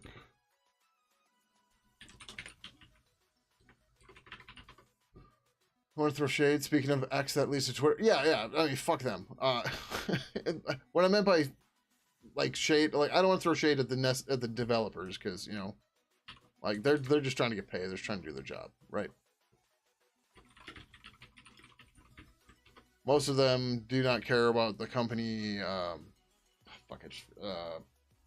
mission statement or anything, right? They're there to get paid, right? And that's fine in most cases. Although arguably, if you're working at X or Twitter or fucking any of Felon's stuff, you should probably find a new job. Someone told you today they couldn't support SpaceX anymore because they hired Nazis, so they were throwing their support to NASA. Uh-huh. I guess they don't know about is it Project Paperclip or Operation Paperclip? Whatever it is. They don't know about that at all, huh? All right. We need to close that Ibis ticket. Oh, Haya. Okay. Fuck. I'm all over the fucking place here. We're gonna go back to projects. Haya. Is it operation? Okay. I couldn't remember if it was operation or project. All right. So we were trying to go here so we can fix these. Haya.service should be scheduled for subsystem. Scheduled for 0.1. Okay, cool. Then we needed to go to the IBIS issues.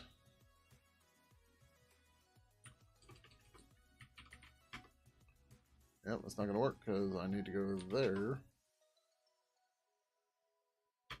I hit it twice.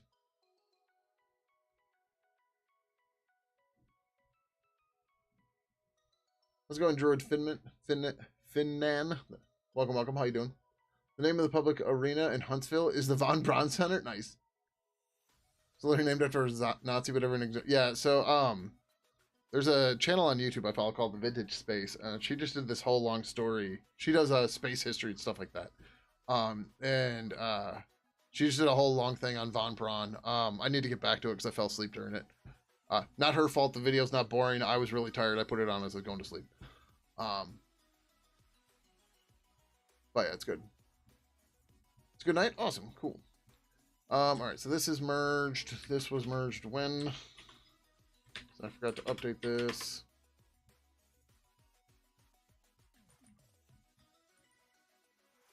This guy.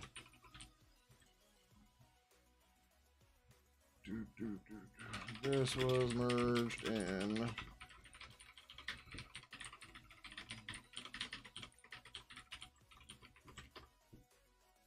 Jesus, wasn't even assigned to me. Yep. Oh, this is now fixed. Assigned to me. 012. Okay, cool. All right. So I don't want to update Pidgin right now for this because we have some tickets we have to put into Pidgin. So today, as I was eating lunch before I went into work, because I'm part-time and I go in the afternoon, I started getting lots of notifications on Matrix, specifically for the Gnome channel. Is anybody here using Matrix with Gnome? Or in the Gnome room for Matrix? If so, today, you would have inadvertently downloaded CSAM, because somebody was spamming the Gnome room on Matrix with CSAM. If you don't know what CSAM is, that stands for Child Sexual Abuse Material. In other words, kiddie porn. So the second I saw what it was, I just left the room because I wanted all of that off my phone immediately because no. But it gave me a feature idea for Pidgin. And something I might even propose to Matrix. I might propose to IRC.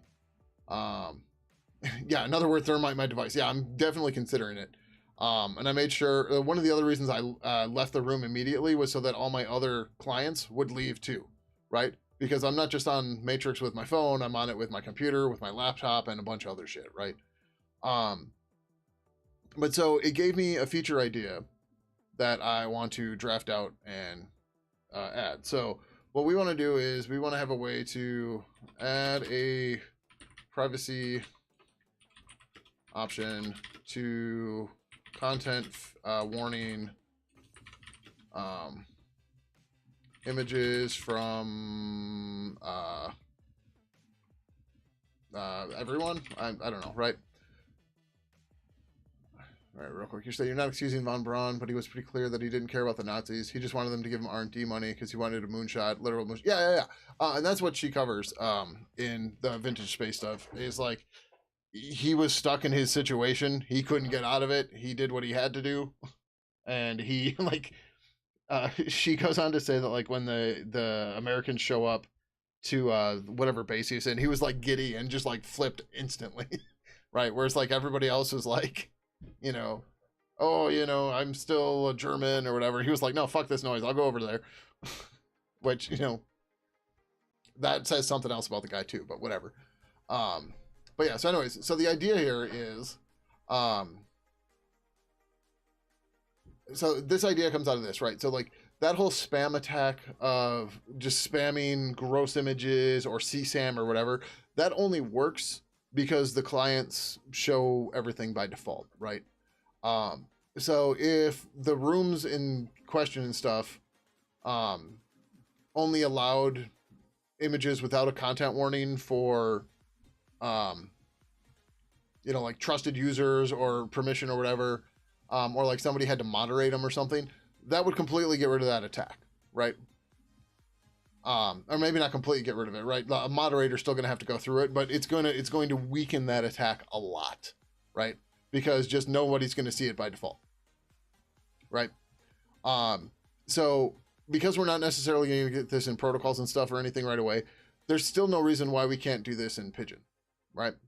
And likewise, we could also, or we'll get to this, but one of the other ideas for the ticket is for text messages, we could do simple keyword filtering to content warning it, right? So you could have a plugin that's like, that's looking for keywords like Trump, Twitter, X. Well, I mean, you can't do X because you're going to match not every, you're going to too many false positives. But you could have something that's looking for the message, sees that word in it. Yeah, Rust would be another good one. And then it would just instantly put a content warning on it and say content warning, keyword, and then whatever the keyword was that it found, right? So in that way, you're not necessarily getting bombarded with it, and you can choose when to go and look at it. But so the first thing is to add a privacy option to put content warnings on images, or we'll say on all images.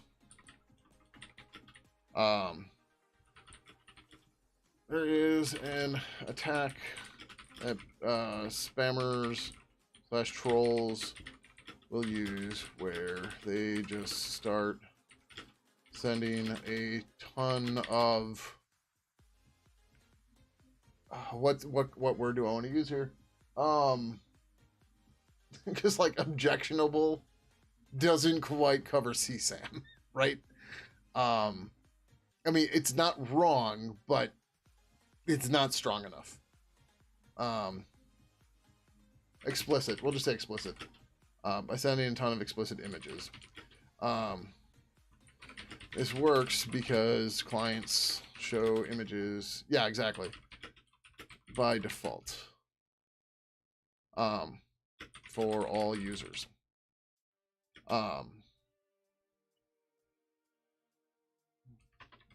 Pidgin is in a unique position where it can wrap images from anyone in a content warning. To be clear, we don't have content warnings yet, but they're definitely on the docket. We have to get them done. I don't have a ticket for it yet, but it's definitely on the radar, right? So I'm just trying to get this note down so we don't lose it, because of all the things going on, blah, blah, I'm going to forget about this at some point, right? So Pidgin is in a unique position where it can wrap these images for anyone in a content warning, which should make these should severely weaken these attacks against Pidgin users. Ideally, this could get adapted into the protocols as well, but that would obviously have to be addressed elsewhere.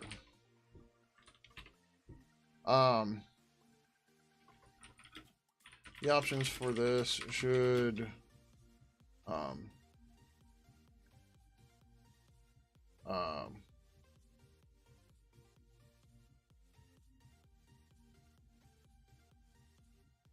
have something like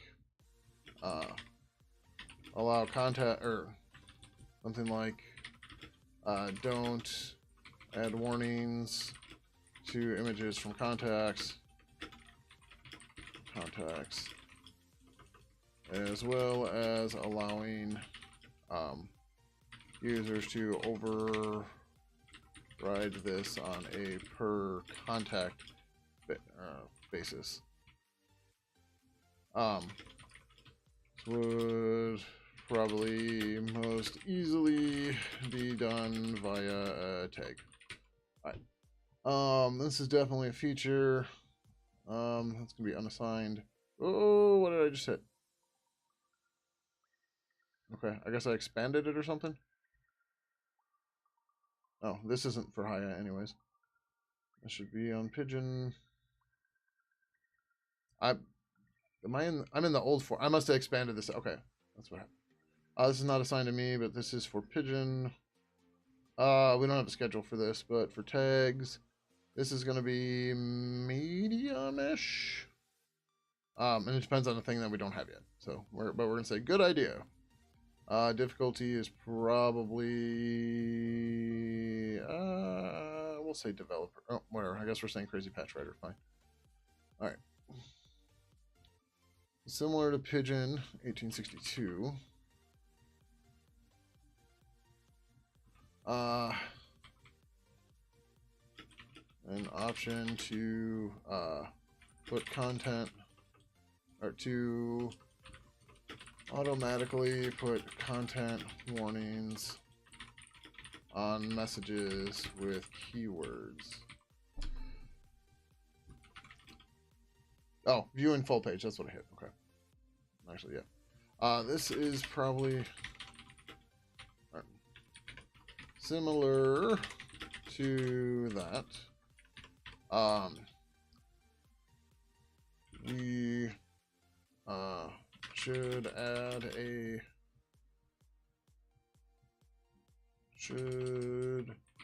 the option to be able to automatically put content warnings on text messages that have specific keywords.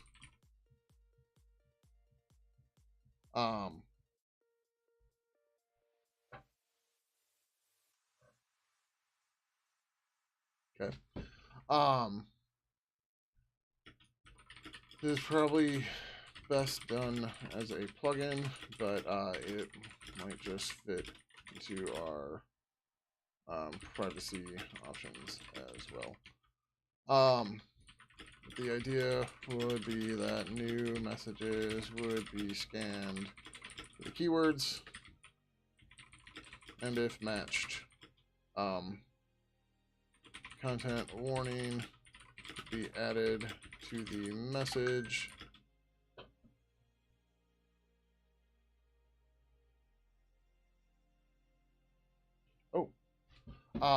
Added to the message, with something like keyword blah. So if those of you that don't know, in North America, we have a lunar eclipse tonight, and it is going on right now. So I'm going to finish getting this entered, and then I'm going to take a quick break to go do that. Plus, I got to get water, and I have to pee real bad. So break's going to be a little bit longer than normal, but that is a-okay. I'm going to do difficulty developer, because this one's a little bit more. Feature, subsystem, Pidgin. And arguably, actually, this could be in lib purple. Both of these could be lib purple. We'll put them Pidgin for now. We'll see. Yeah. All right. All right. Like I said, I'm gonna take a quick break. Go look at the eclipse, and I will be back in a little bit. And if you're in North America, go look too. Oh yeah, and it's Pi Day. Cool. Yeah, there's a lunar eclipse, so like you can go outside, go look at the moon, and you should be see it. I think you're in the path too. But we should be getting to totality right about now. So I'll be right back. A few minutes.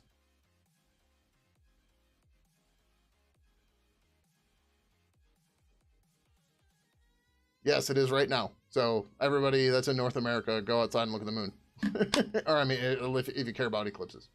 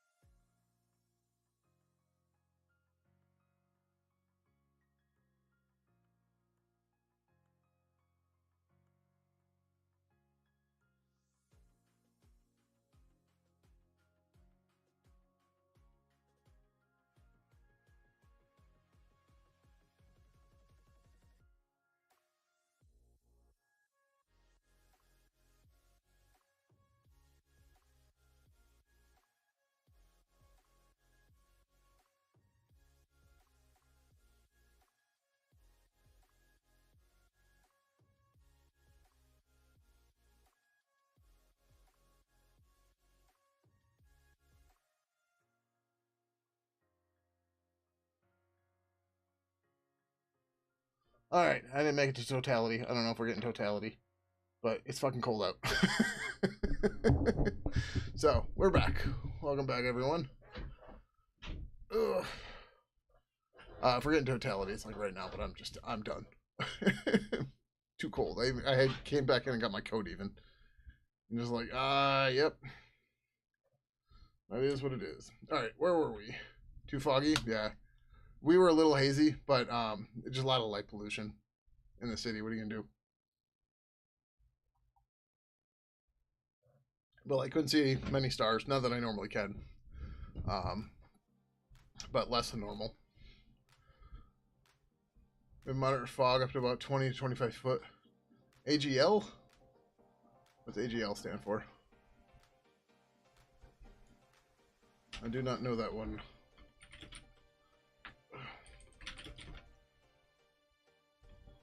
Oh. Thank you. Sometimes just it doesn't click, right?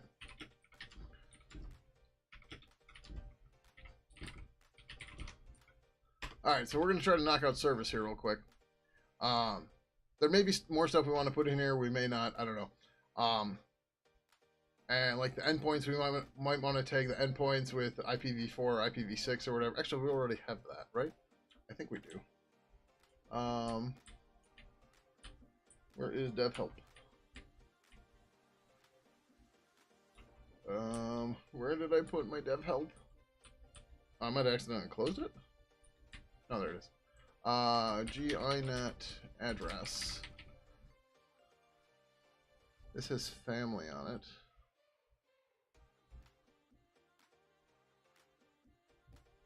Alright, this returns an enum. GSocket family. Oh, okay, it even does Unix. Alright, actually, that's interesting. It wouldn't make sense, but you could definitely do an endpoint for a service that's a Unix socket if you're on the same machine. So, we'll see. But yeah, so okay, that's already there. Okay. So one of the things I want to do is with Haya is I want the client to be able to just say if you're going to use IPv6 or IPv4, and then it can just ignore them. And since the endpoints have a GINet address, we know what they are already. We don't have to add another property to it. So that is cool. Very cool. All right. Anyway, so back to service. Service, not H. Did I create a ticket for this one yet? I know I started. I don't know if I finished.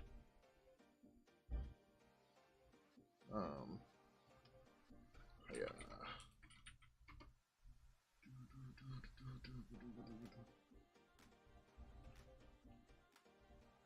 Also, I'm not going to be on too much longer. I'm going to try to get service done tonight, and then we're going to peace out.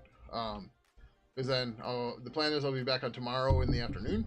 Not sure exactly what time. We'll figure that out as we get there. Oh, we did great. Okay. And then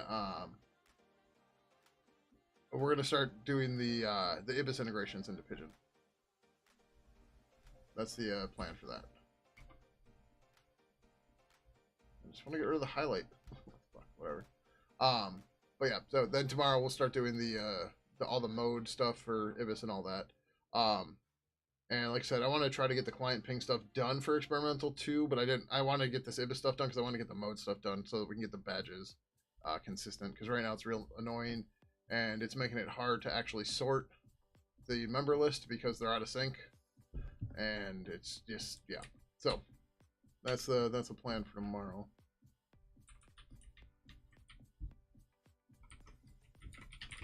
Service, and actually we can get rid of all of this except for new. Or we can get rid of new too. I don't give a shit. It's fine. Like, I gotta retype it anyways, and whatever. There's no. Okay. Oh wait. Copy the wrong one.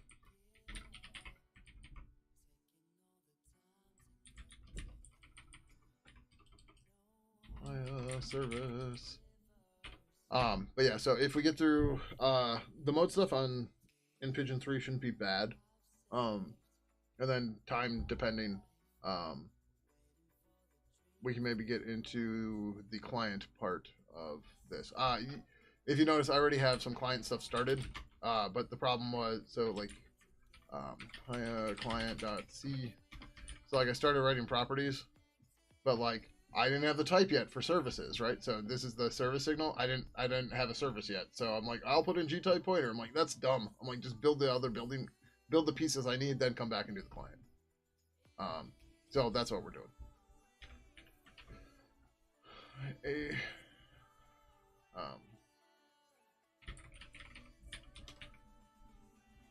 Or we'll say a representation of an DNS service. Sure. G object, high service. Yep, that looks fine. Yep, that's okay. Cool. Save. Sure, we'll just copy. App size 4. Good. That's fine. Get rid of this. Service.h. Get rid of all that.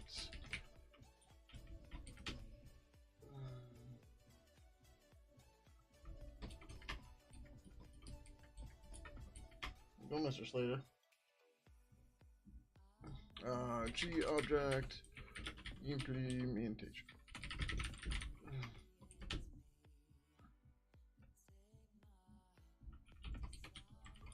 Yep. Service. Let's see what we need to say. Struct. Service. G object parent. G pointer array endpoints. Car star name. Enum prop 0 prop name and properties. If not store case compare service SVC protocol CSAM. Well, yeah, no. Well, I suppose that is one way to get it off your machine very quickly, is to just fork bomb yourself. So that seems appropriate, right? Static G param spec properties and properties equals null 0. No, not 0. Fine. You're being a good boy, I guess. I guess can't see him.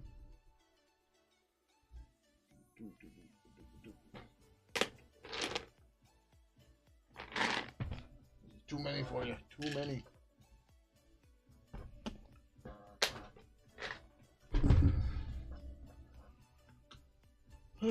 G define final type. Service. Service. G type object arena. Static void. Service init. G can see. Actually, we can just do this right away. Service star service. Service dash endpoints G pointer array new full 1 G object unref static void service class init service class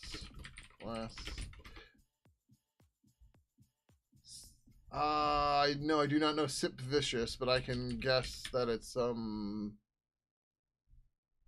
I mean, I know the name is obviously a pun on Sid Vicious, and I'm assuming it goes crazy or something, based on the prior discussion about fork bombing. But that's just a guess. I may have heard of it in the past, but it's not ringing a bell right now.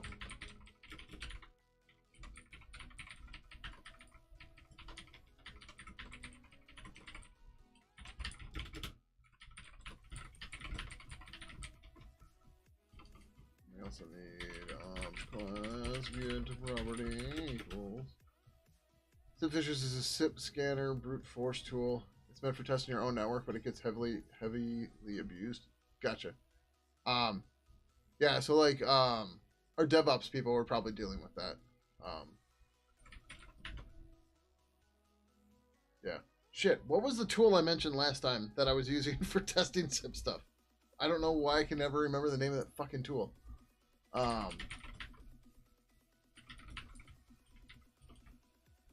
The author has left a largely unknown bug in it that is explicitly known how to exploit. Oh, right. So if somebody is scanning you and you don't want them to, you can just promptly tell them to fuck off. Causes to hang? Yeah, nice. That is very cool.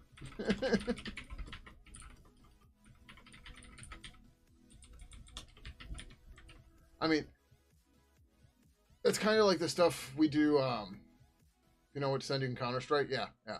So, like, that's similar conceptually to, like, us putting Easter eggs and stuff. Right? Is like, so in the past we've had people that would violate the license and try to like make Pidgin and Lip Purple look to be their own thing, and then not release a license, stuff like that. So in the past, and we need to do more of this. There we would have um, minor oddities that most users wouldn't look for, but could prove that the application was ours, right? Um, and that's a similar concept, right? Is like, it's something that's hidden there that is, I mean, that's a little bit more, I guess, precarious, because you know you can stop it, but like if it's a tool that can be used for abuse, having a kill switch for it is awesome. Where ours is more just, you know, detection of it, but you know it's the same concept of like, if this is what I think it is, this is how you deal with it, kind of thing. So.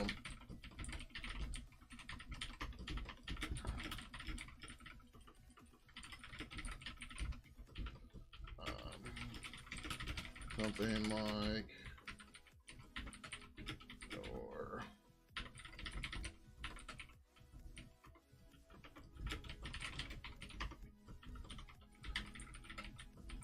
prop name. You know, if such things in software you've done, yeah, yeah. Change the user agent all you want. I still know it is. Yeah, yeah, exactly. Without even having to look under the hood. Yeah, I mean that's the thing, right? So like, technically speaking, somebody can take Lip Purple and build a web service out of it, and there's nothing we can do, right? That's totally fine. That's totally within the license. But it might also be interesting to us to know that it is actually Lip Purple under the hood, and we can do that via that stuff. But then otherwise, you know, in the past we've had people that would just like redo the front end or something and then release it without any code. And it's just like, oh, yeah, that's not how the license works, and we can prove it's you. So, no, gparam read write, gparam construct only, gparam. Oh my god. I keep missing the piece character. Key, whatever. Quantum Apprentice with a raid. Welcome, welcome. How you doing? I saw you were working on your Fallout, I think, stuff. Hope that went well. Those of you that don't know Quantum Apprentice, you should go give him a follow. He does a bunch of different stuff, including mods for Fallout, which are in C/C++. So that might be of interest to you. So, do you catch the eclipse at all? It's still going on. There's a lunar eclipse going on right now. I got too cold, so I came back inside. But I put the stream on, be right back for a bit, and went outside. Super cloudy. Oh, it sucks. Yeah. So. But welcome everyone for Quantum Apprentice stream. My name is Gary Kramlich. I'm the lead developer of Pidgin Instant Messenger. Maybe you've heard of it. Maybe you use it. Maybe you used to use it, or maybe you know it by its old name, a game. Either way, we spend all our time here working on it. And we are currently revving up and trying to get to our next experimental release of Pidgin 3, which is promised at the end of the month. We have a lot of stuff to do yet, including building an abstraction layer for MDNS, so that we can get link local messaging in.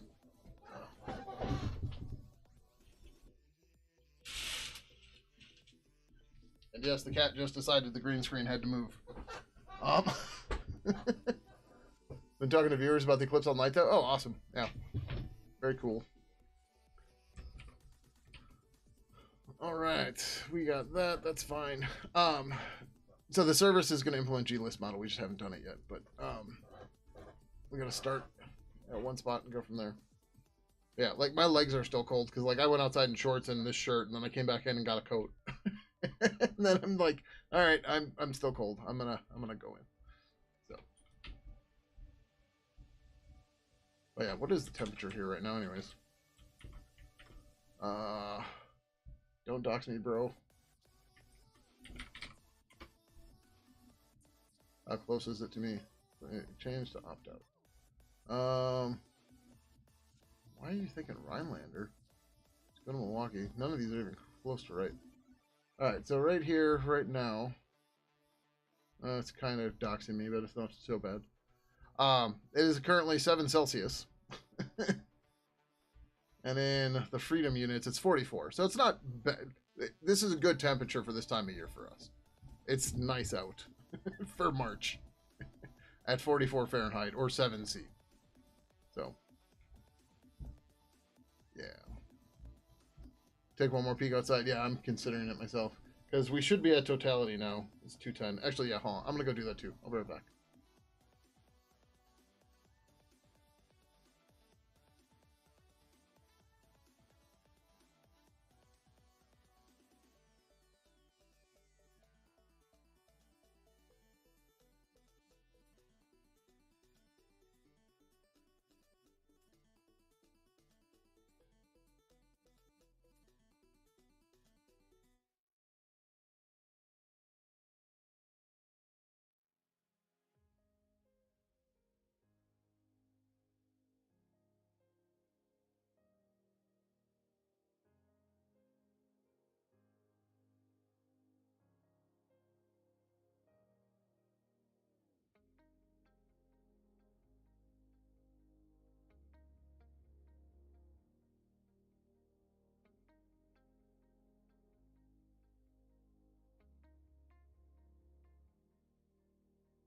Yeah, I missed totality.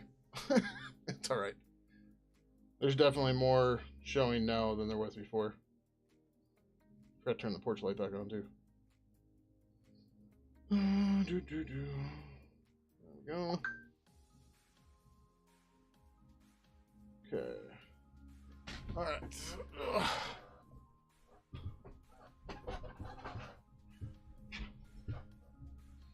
Back over here. Oh yeah. Literally stopped in the middle of a flower box.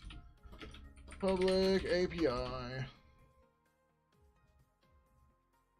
Yeah, it looks like one of my neighbors was out with a camera too. I'm like, oh, I didn't know you did astronomy. I didn't talk to him. I don't really talk to them, but yeah. There's enough of a break in the clouds cover to see the eclipse for now, but you can barely make anything out. Ah, it sucks. Yeah, it's definitely reddish. It's got a red tint to it, from my point of view. So, you know, you can see some of it.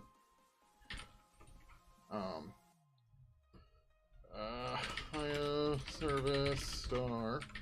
Hiya, service, new. That's car star name. G return val. If val name is not equal to no. Return G object new. Hiya type service. Name no.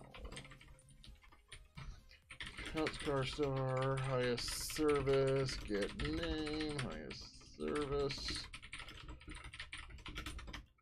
Return valid fail. Hiya is service. Return service.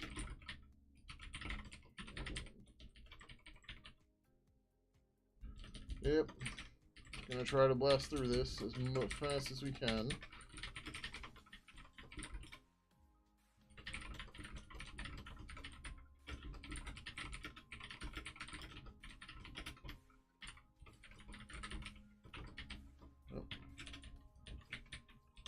Is service. We'll let this be nullable, I guess. We don't really want it to be allowable to be nullable, but if you're doing it that way, you're doing something weird, and that's probably okay. Gset string. It's gset stir. Service name. J object notify by pspec. object. That's not right. Properties, prop name. Okay. We need to define this real quick in the header file. Oh, we didn't do new yet either.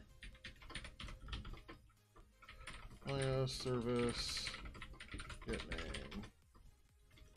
It's the name of the service. The service name will be something like http.tcp or presence.tcp. Returns the name. Since 0.1. Keyboard sounds very good. What keyboard am I using? I don't remember the exact model, which is why I have that. Yes, this is still the Red Dragon. They're just blues, whatever. Actually, it's been a long time since somebody's asked about the keyboard. Anyways, how you doing? Hope you're doing well. Thanks for coming by and hanging out. Is your name Little Losers? Is that how I'm supposed to say that? I'm not judging, it's just it's funny.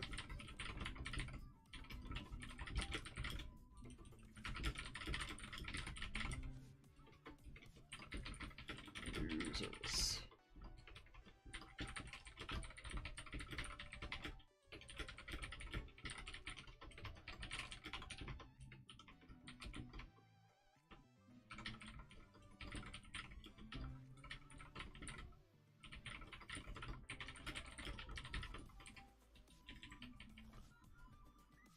Okay, let's do, we got that, we gotta do finalize, get property, set property.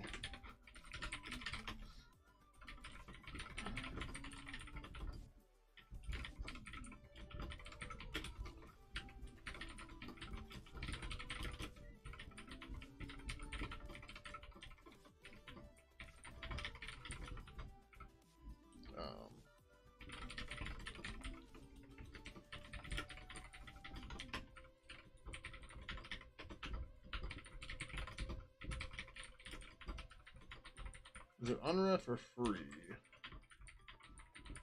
I think it's, there is ref coming. I don't think there's a free. Oh, there is a free. But no, we're going to do unref. Pidgin isn't the language. Pidgin is a chat client.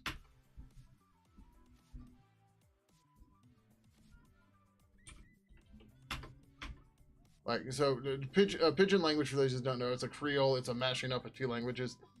Pidgin, the chat client, is named as such because back when we renamed this 20 years ago, or whatever, when we chose this name 20 years ago, the idea of I am speak is essentially a Pidgin language itself, right?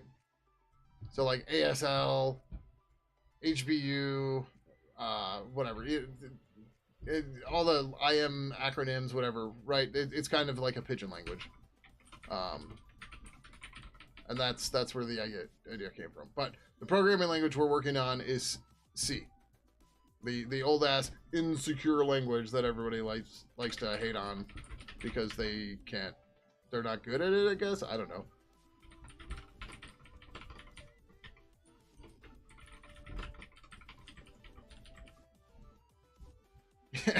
OMG, WTF, barbecue.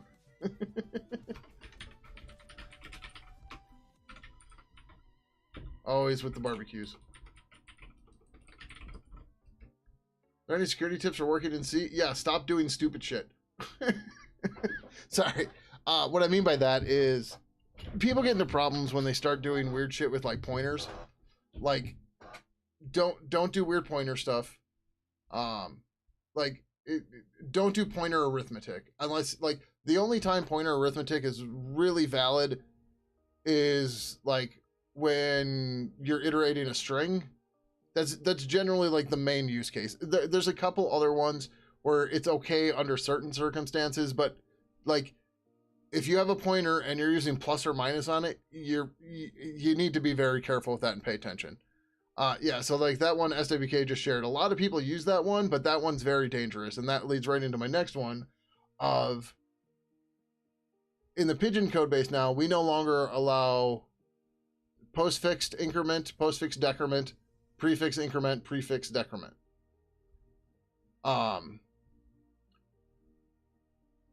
So yours is different, right? So you're going through a buffer of bytes of image data, and that's similar to the string setup, right? You're going through an array, you're iterating an array, that's okay. Yeah, you're using like memcopy or something, or you should just be using memcopy or something. But the thing is, always make sure you're checking your bounds and stuff like that. But like, so here, like an easy example of this.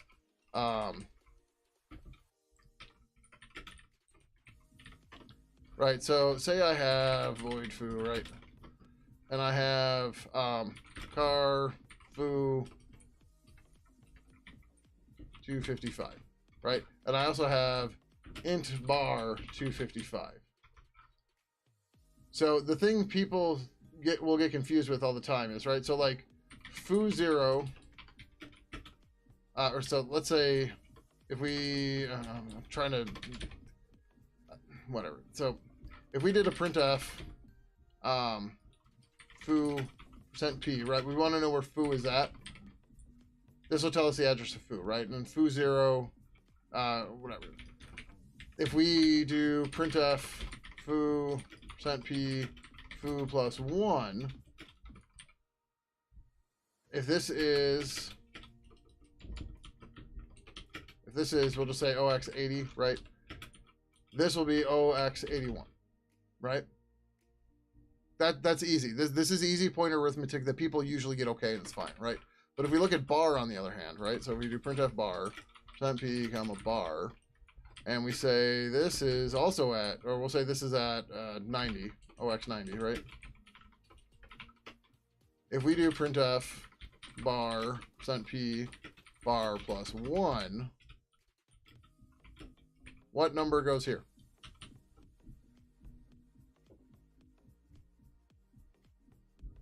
Is it 91? Or is it something else? Bottom apprentice has 94.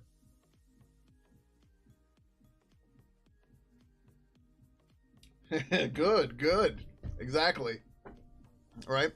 So technically on my machine, yes, this will be a 94 because integers are size 4 bytes long.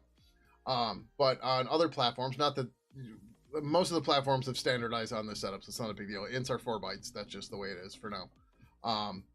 So it'll be 94, but that's it. It's 94, but it depends, right?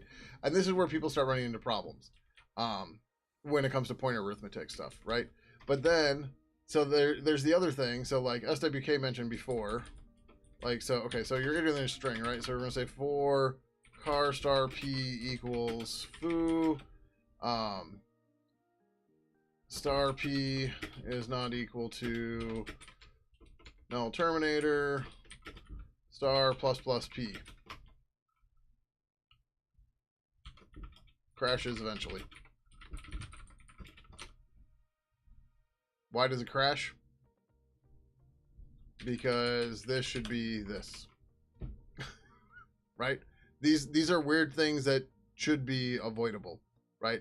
And also there's no reason why you can't, well, this can't be for unsigned int I equals 0, foo I is not equal to null terminator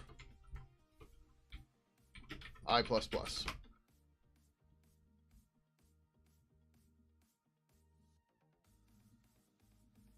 Which one can buffer overrun?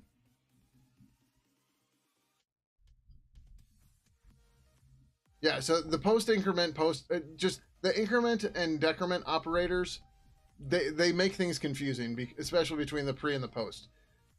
Generally, like, this is the only place where we allow the post fix increment. Otherwise, we would say I plus equals 1, because that's a million times clearer to everybody. Right, so this can buffer overflow, so can this, right? You have to be null terminated, or you have to have the size, right?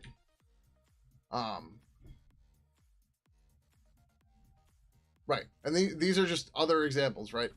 But so, okay, so let's do this, right? So you pass in Baz, const car star Baz, right? And you're saying that has to be null terminated, right? If they call it without it being null terminated, then you got a bad time, right? But like, there's no confusion on what this does, right? Like, what this for loop is doing? Is there any question to anybody at any experience level, right? You know that a string is an array of characters. You are referencing it via its array indice. Your counter is the indice. You're checking to see if it hits the null terminator. That's the only part that's kind of weird, right? And then you're incrementing it by adding 1 to it, right? Right.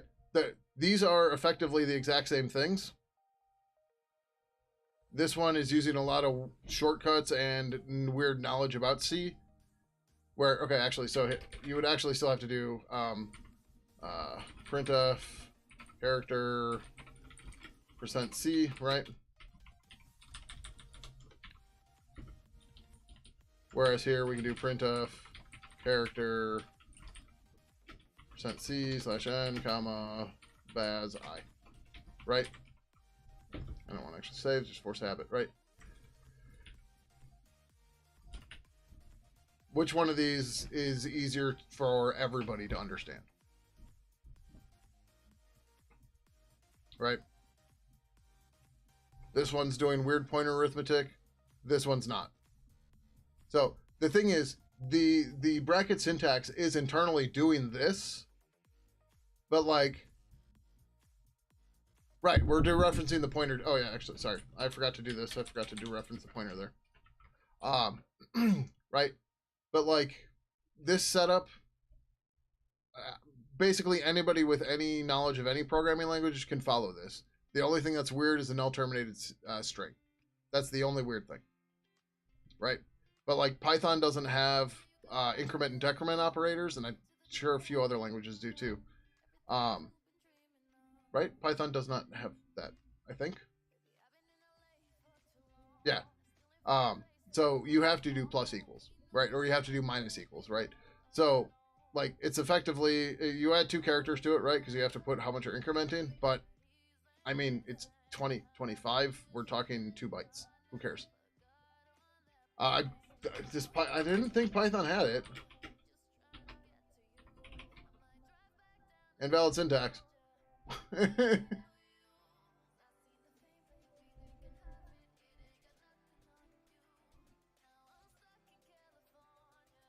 I mean, invalid syntax is not a duplicate.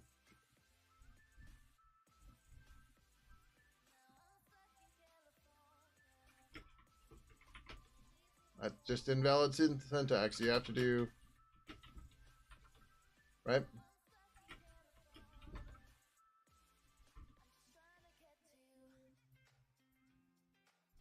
Even if I do b equals a plus plus, still invalid syntax.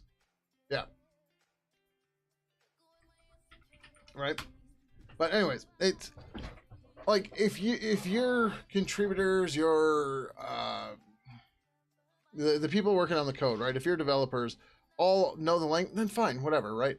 But like we're trying to make our code approachable by anybody, right? Which is something we have never done before. So we want to do more of this and we want to do less of this. But if your team is all expert C code, fine, who cares? Whatever, right? Do what works for you. But for us, this is what we'd like to do instead, because it's more, it's easier for anybody to follow. Is what it comes down to, right? Now you could argue that well, people should learn this in C, but like, do they need to? Right? Like, this is literally the exact same thing as this. Just you're letting the language syntactic sugar do it for you. And how's it going, Adam Fighter? Welcome, welcome. Hope you're doing well. In Quantum Apprentice, there's lots of other stuff too, but it's just what it really comes down to is don't try to be clever, right? Ultimately, don't try to like out clever yourself, because at some point you're gonna have to debug that code and you're gonna have to remember what your clever tricks were, right? So you want to have more explicit code that is easier to redigest later on when you're debugging it or modifying it or whatever, right? But the big thing is always do bounds checking. So like we didn't do bounds checking here, but like even if I put a stir length in here, it doesn't matter because stir length depends on a null terminator too. So you gotta be careful. Star p++ equals null byte, and a ton of people will get the order of operations there wrong. That's probably the most efficient way to split a string without a map copy. Oh yeah, sure. The thing is, these aren't. This isn't like a dogmatic response, right? These are things you should try to avoid, but you can't always avoid, and sometimes you shouldn't avoid, right? Like when you're iterating a string, this is the best way to do it, right? And stuff like that. But like, just you need to be aware of it. You need to be careful with it, and in my opinion, using the index syntax is better. But you can't always do that, especially. Oh no, you can still do that with this one, but like whatever, you got to be careful with it. With the crypto to the experts, yeah.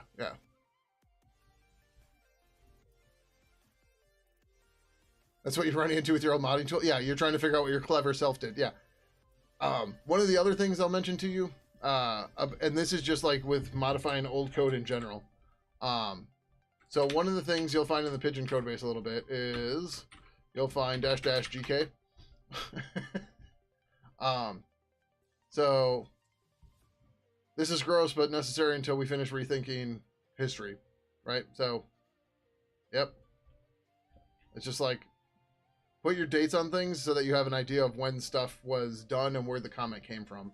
Because otherwise, if you just get a random comment like, this is garbage, rework it, but it was from 10 years ago, you don't have that knowledge unless you go look at annotate or blame or something and then go and figure it out, right? But so here I say, this is temporary workaround to get the new message notification working until we implement purple history properly, right? Put a date on it so we get a rough idea of when it came from. And then that way it's just easier to find and go like, oh, okay, right? You can kind of put your mental model back to it, stuff like that. And that was, earlier this week. But yeah, just putting a date on your comments is stupid. Like, it makes things so much clearer when you're like, this should be removed at some point. Okay, like, number one, who said that? So like, you don't know who to reference, who to talk to, right? And then number two, when did somebody think it should be removed, right? And like, just when you're dealing with code that you're going to not touch for a while and you have to make weird changes, comments are great for that stuff. A lot of people just do like the very basic, this does this comments. Those, I don't find a lot of value in those comments, but I find a lot more value in explaining the thought behind something. I can't think of a good example of where this is in the code base right now. But a lot of the times it'll be like, all right, we're going to walk through this and do this so that we can get to whatever, right? And that's what the code comment is. Because otherwise you have to sit there and read through the code and figure out that that's what it does, right? Like, the code comment should give you a synopsis of what the code's supposed to do, so you don't have to read all the code, especially when you're dealing with old code.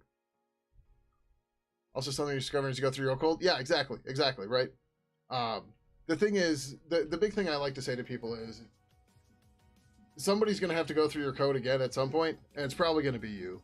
Do yourself a favor and make it easy to remember it and come back to it, right? So like, you'll notice there's not a whole lot of comments here in this code right now. I mean, this is a dot comment, but aside from that, there's no other comments minus the stuff to like organize the code, because this is all boilerplate bullshit, right? There's nothing weird. There's nothing funky going on here, right? So I'm creating a G object by calling this macro. This is just the way it's done. When you call this macro, you have to implement the init function and the class init function. This is pre-constructor. This initializes this data object, which is defined up here, right? And then here we define some other properties of the object. This is the destructor. This is how you get the properties, set the properties, and then we install a property. So we install our properties by one of them, right? Like, there's no need to comment any of this because this is very straightforward. Yeah, comments? What are those? And like, even so, right? So like, I'm not going to document this guy at all either. And you're going to notice I'm going to write this all from memory because I've done it 20 billion times. Param ID, G value, star value. And this is just, this is part of our code base because we use G objects. So like there's no point in documenting every single one of these things because that would just be stupid. And it'd be a waste of time, a waste of effort. But you know, so then we're gonna say highest service star service equals highest service object switch param ID case prop name. This is get property G value set string value highest service get string, right? This is just boilerplate, wiring shit up, whatever, blah, blah, blah. This should say service, not value. That's what happens when I try to talk and code at the same time. But then, you know, for the default, you say G object, warn, invalid, property ID, param ID, PSPC, break, right? I've done this a billion times. I can type it without looking at any reference, right? Why would I comment that? I wrote this code like 2 years ago. What the fuck was I thinking? Yeah. And you're like, I don't know. That's why you put the thought in there, so you can figure it out later. And like, it doesn't have to be like a fucking dissertation or something either. It's just like, this is weird because of this. Okay, right? You're like, oh, and then like later you can be like, oh, I remember we changed the way that worked. I can probably update this now because it was weird before, right? And you're just leaving yourself Easter egg, or not even Easter eggs. You're leaving yourself breadcrumbs, right? That's really what a lot of the comments should be in your code. They should be explaining the code in a way that it's easy for you to remember it, and you know, it's got those little nuggets of breadcrumbs that tells you how it works. And I see we're in an ad, so I don't know how much that got through or not. Sorry, I snoozed it before, and then I forgot about it. But hopefully it got through.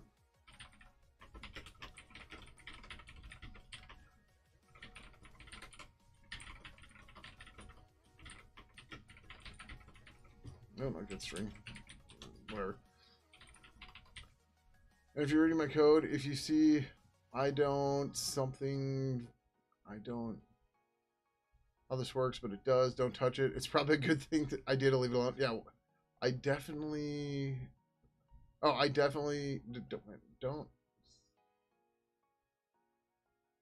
What is the E?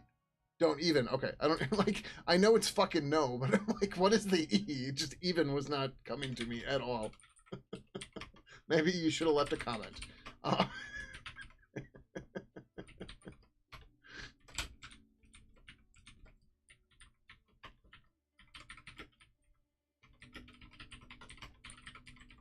Yeah, I have a couple of those too, where it's just like I don't know why this. Where is that code? There's some code somewhere where I had to put a comment in. Like if I don't have the comment in, the code doesn't work. Like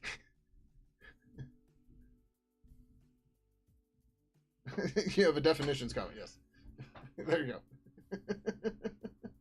But yeah, I had some code somewhere. I think it was in G plugin somewhere. It might have been in the Perl loader. Where like I explicitly had to have a comment, and without the comment, the code did not work. He commented the comment. Yeah, there you go. You have a defs.h that is also includes comments.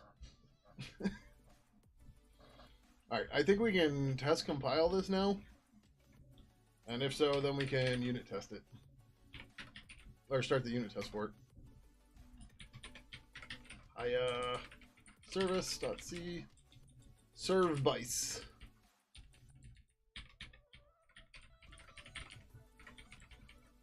Oh, I just realized we didn't do the IBIS release notes. IBIS. New topic. IBIS 0.12.0 has been released. Announcement. Release. We are pleased to announce that IBIS 0.12.0 has been released. This is a big release for us as it should have everything, should finally have everything for handling modes. And we also added support for handling batches. Downloads are available on Source Forge.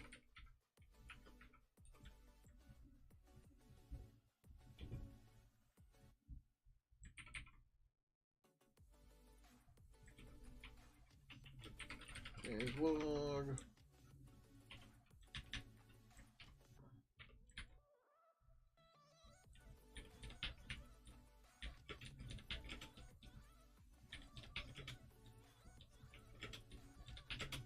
It's easier to format here than it is in Discourse. Nope.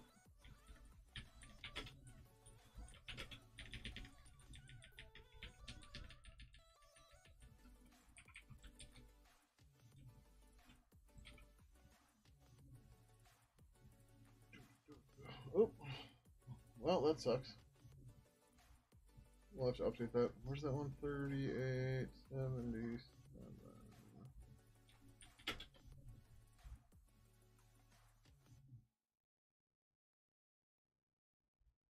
Aside from that, that all looks good.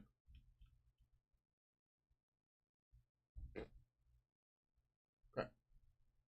Morning, Euro. How you doing? Welcome, welcome. One thing you will say about the code in general, use SEM. You don't care which one. Find the one that works for you and don't just if-def huge code blocks and leave them that way forever. Just delete it already and commit that. Yeah, that's very true. You guys get it back from history later. Yeah.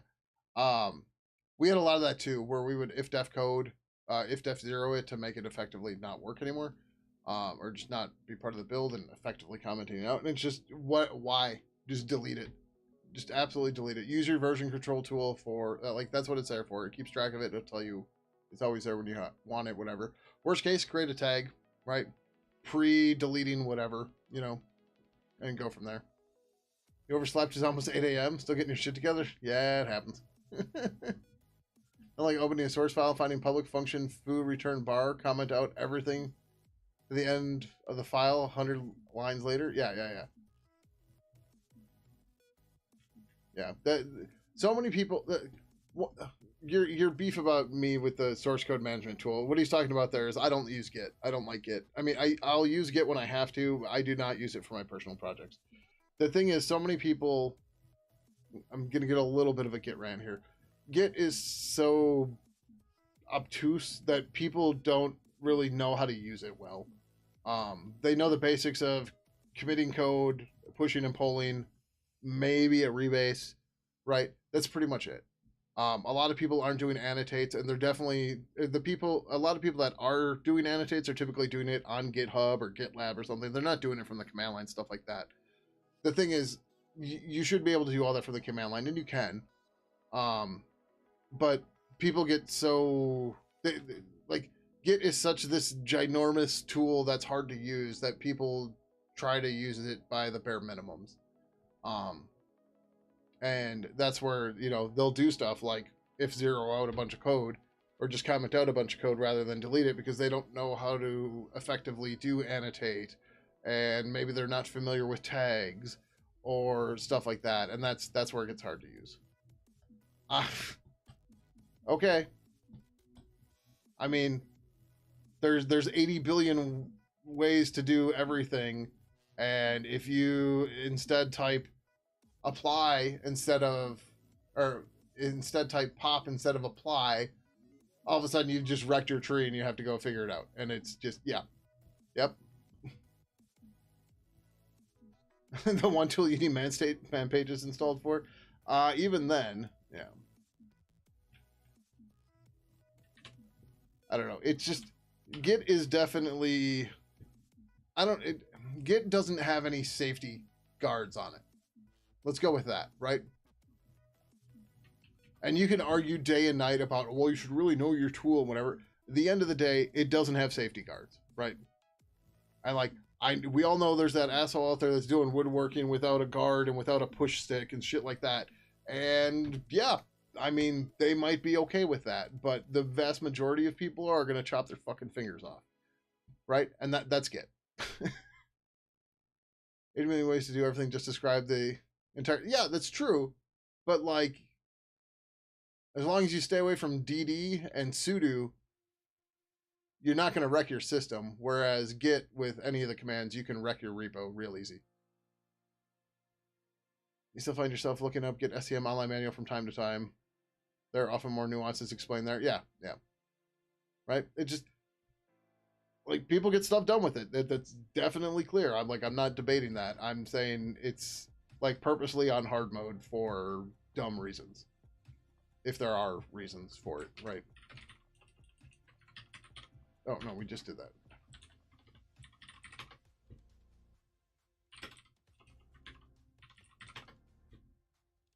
Like, every time I try to do something in Git, it just fucking explodes on me. Where's this file? Because it's not in the right spot. Or did I typo it?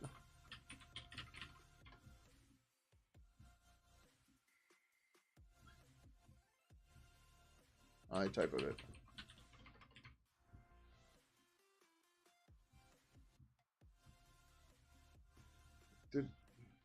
Oh, I said Git service, not Git name. So many people shoot themselves in the foot with stupid merge strategy. Yeah, like...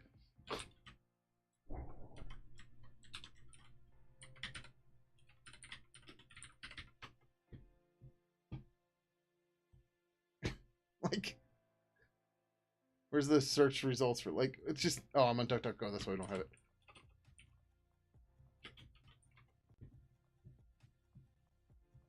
Does Google not show you the search hits results anymore? They used to show, like, how many pages and shit. Or how many hits there were. But yeah, like, Foxtrot merge. Why do people fucking care? Right? So, Foxtrot merge. This is a Foxtrot merge. This is bad. Who gives a shit? These people that try to groom their commit history is just... like, who fucking cares? Like, you're like, there's this whole mindset behind, oh, you have to have a flat tree in your version control. It should just be one linear line because we squash and rebase everything on commit, blah, blah, blah. It's like, why are you wasting time on this? And the reason is, Git's a piece of shit tool, and they have to do that to make it work right.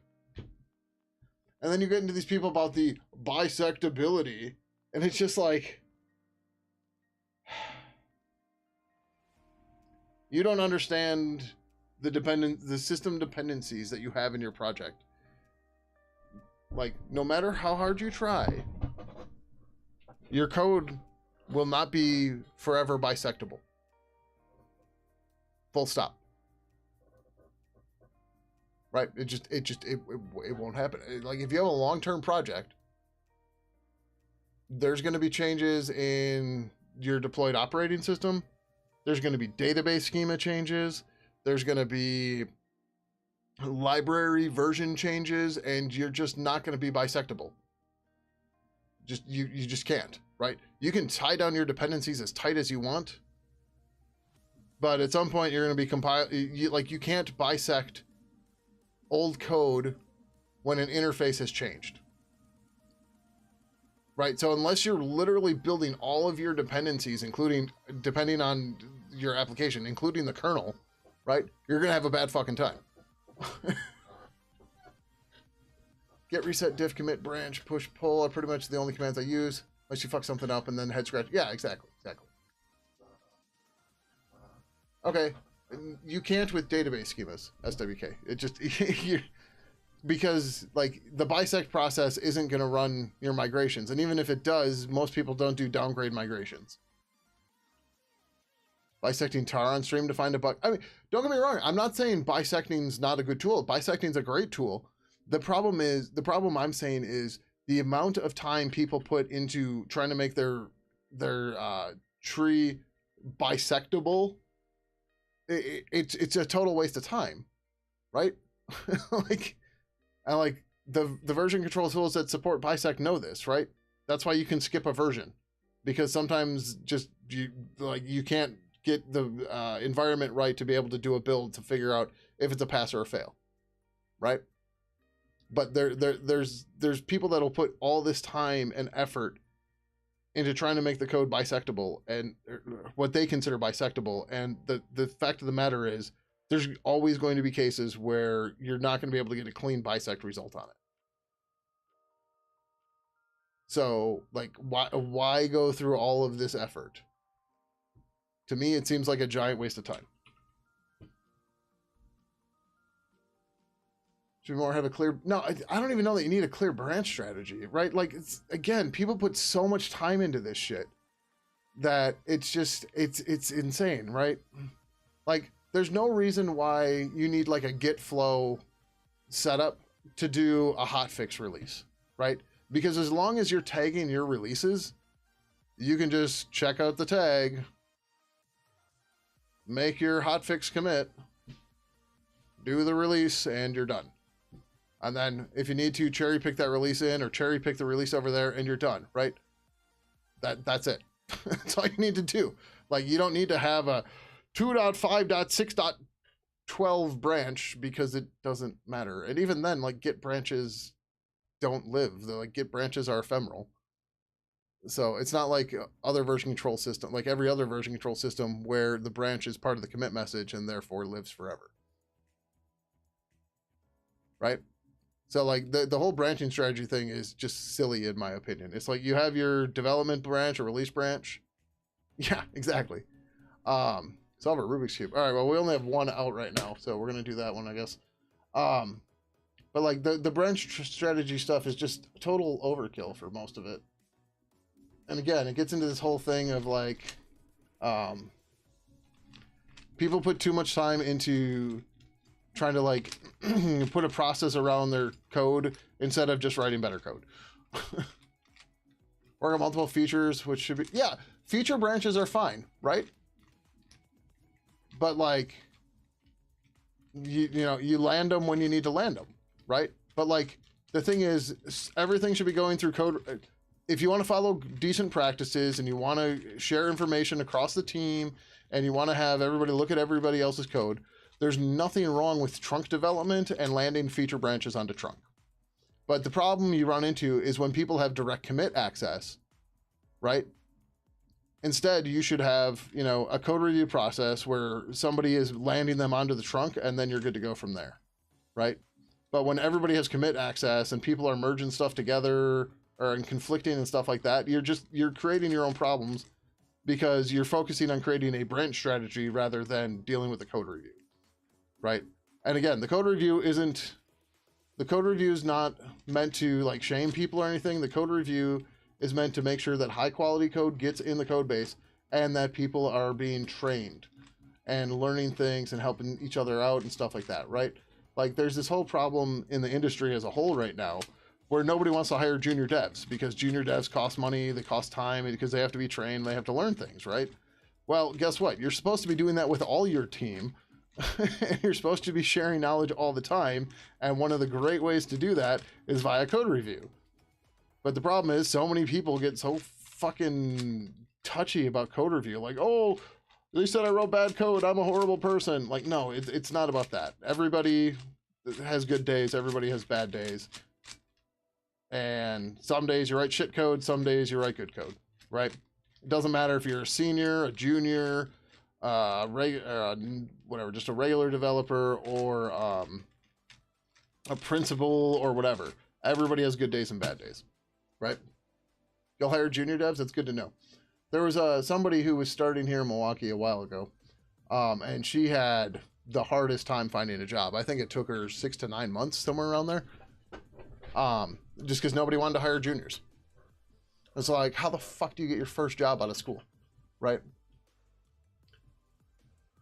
You have 3 branches that matter: dev, testing, deploy, plus random feature branches. Okay, that's one way to do it. Yeah, everything goes through PRs. Okay, yeah. You rejected 10 PRs tonight. Wow, yeah.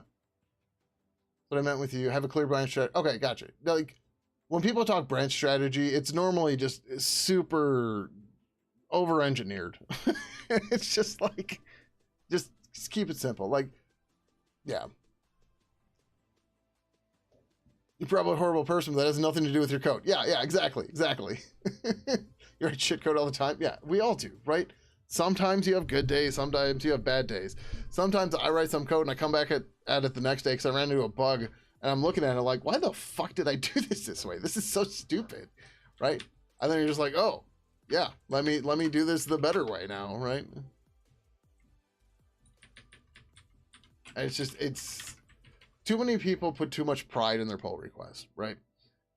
And the thing is, like I said, we're all gonna make mistakes. We all have good days. We all have bad days, and like the quality of your code review is by no means a statement on who you are as a person. Like, I'll say this, I've said this time and time again, I'll reiterate it now.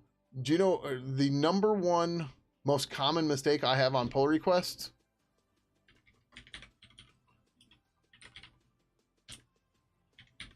It's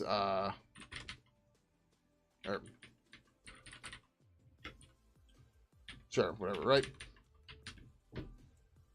That's my number one mistake, because it's supposed to be this. I make it all the time. I am super aware of it, but I still miss it, and I still make the mistake all the time. Right? That is my number one most common mistake, is I use IT apostrophe S instead of ITS. Right? I'm aware of it. I try to look out for it. I still do it all the time. Obviously not intentionally.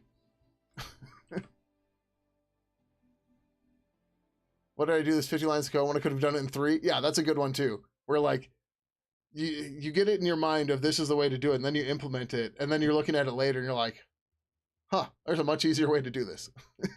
Right? And it's just, yeah.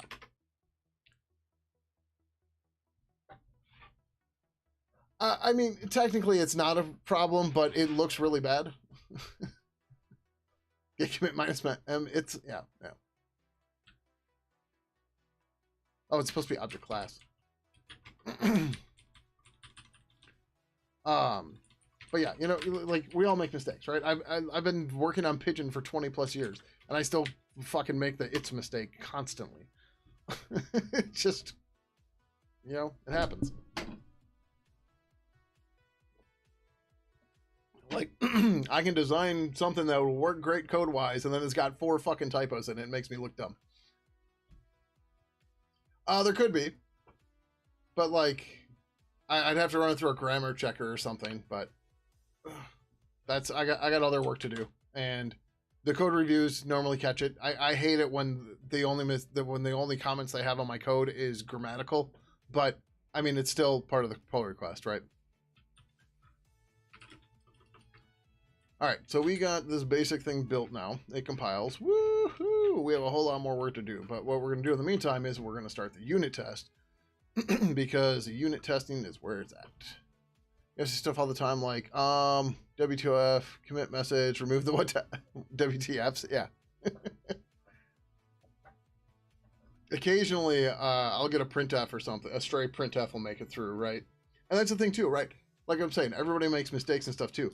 Stuff makes it past review, right? Review is not a bulletproof process. Review doesn't mean that all the code that gets approved and merged is pristine, right? Like reviewers make mistakes too. It's not a big deal. The point of code review isn't to make sure that the code gets pristine. It's to make sure that the code looks sane and to spread knowledge, right? And that's something a lot of people struggle with code review because they think it's just people nitpicking on them all the time. Because a lot of reviewers don't want to spend the time and go through the mental I don't even want to say gymnastics, but just go through the process of understanding the code all the way. So all they do is they focus on nits, right? And that's a whole different problem, right? And like there's so much involved in just the group dynamics of the team, where you got to let the pride slip away and just be like, yeah, oh fuck, I made a typo, right? Whatever. Like it's not a big deal, but like.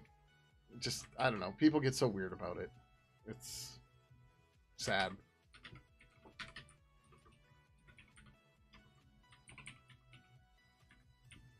It's like if only people would just chill the fuck out and go from there, right? I don't know.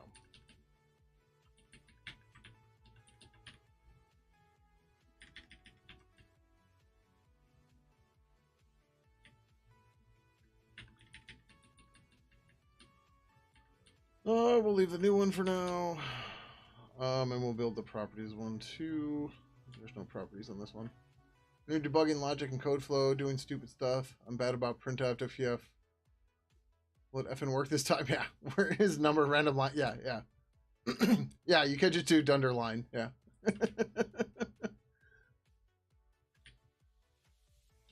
I don't do those ones as much as I should anymore. But yeah. Our code submit a patch. Keep arguing for 2 months over. Yeah. And then the rage quit part. Yeah. Like, I don't know. I don't know how people are okay with code changes months later, right? Like even like patch, like I understand for like the kernel in particular, it makes sense to have patch sets where you're adding the first feature and then this and this and this and this, and there's separate commits, there are separate patches that are all there. But like all the stuff we just did with the Ibis mode stuff, right? I did those as individual pull requests rather than a giant pull request with a bunch of patches, because each piece, while not necessarily useful by itself, the first part was just, okay, we added a new object with some API. Then the next one was build on top of that, build on top of that, build on top of that. And I can understand the kernel not wanting to get complete features, but for smaller teams, there's no reason why you can't do stuff this way, right?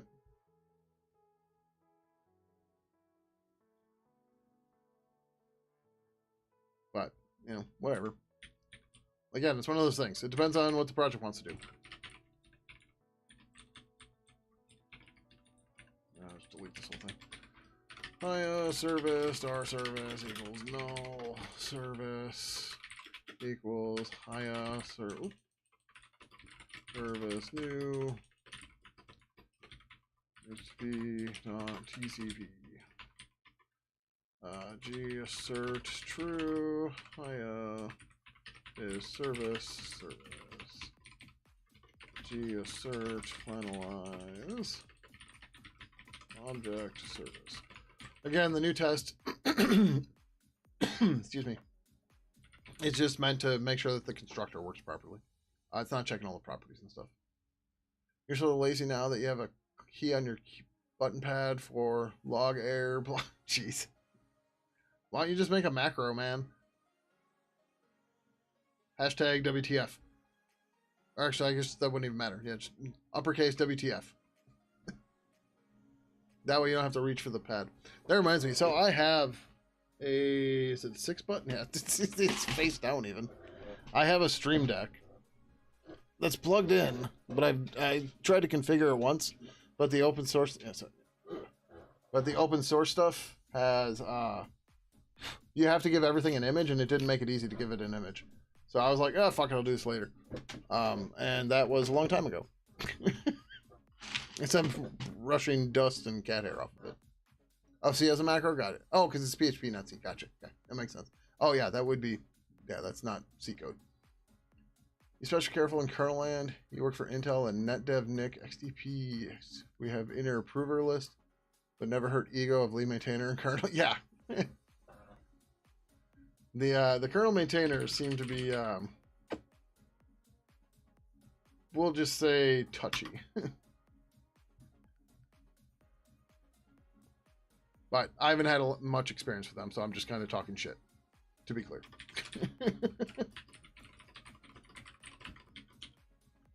Hire service new.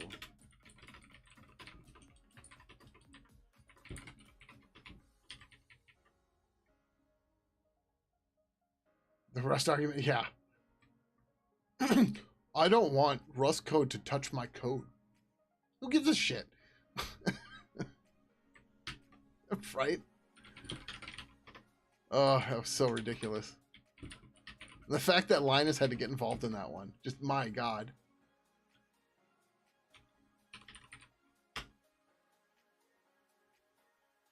Hey, if we're getting 100 gig NICs, I'll take a couple. Like even just 2 is fine. Let me connect my machine to my NAS so I can back up faster.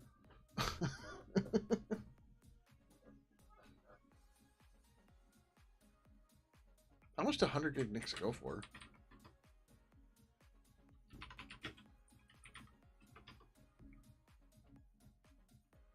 Oh, okay, that's cheaper than I thought. About 350. But everything's SFP based. So then you need to get the SFPs too. So. Oh, but you can get a 10 gig NIC for $32. But you still need an SFP. Goes on the move for cloud launch and DPU accelerator for Kates with Red Hat. Okay. 4-port 10 gig router switches for under. Really? Oh, Reconaro just bought one. Yeah, I think that's the one he bought. No, he got an 8-port. Oh, no, not 100 gig. He got an 8-port 10 gig switch. That's what it was. Reconaro's another Pidgin developer contributor. He's retired, but yeah. QSFP 28s aren't cheap. Yeah, I like the card might be cheap, but the SFPs are going to be the pricey part. I'm aware. Because I like right now I'm gigabit everywhere, and I would like to get some of my links to 10G at least, and it's just like, might just bond these in the meantime. Like it's much cheaper to just buy another NIC and then bind them and then get 2G out of them, right? And also even then I have cable. I can make cable for 1 gig, but 10G.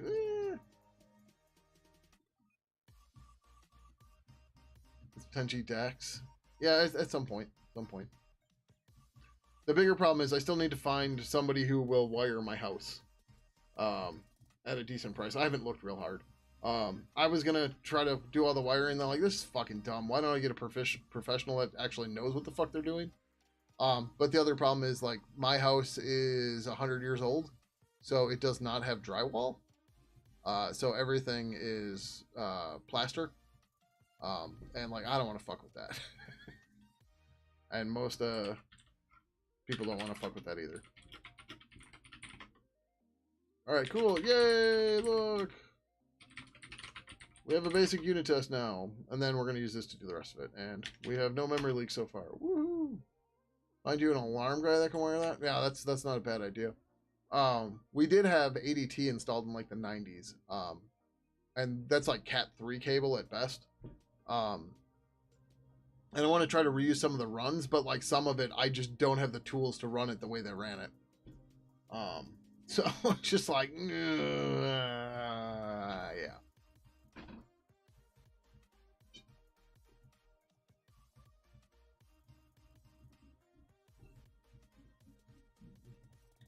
So, you know, it is what it is.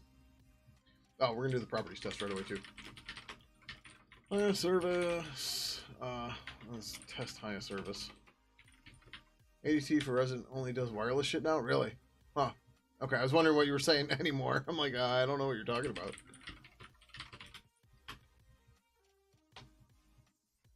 Your 10 gig fiber internally? Nice. External internet isn't even 100 megabit? Yikes. FTTP is coming sometime between now and end of 26. Nice. Yeah, I'd love to do fiber internally. But yeah. Like you got a 1 gig rate limit? That sucks. Alright, I'm struggling. Obviously, FTTP is fiber transport something protocol, maybe, but what the hell does it actually stand for? If pair of bonded 10G links from the house to the shoplet, jeez.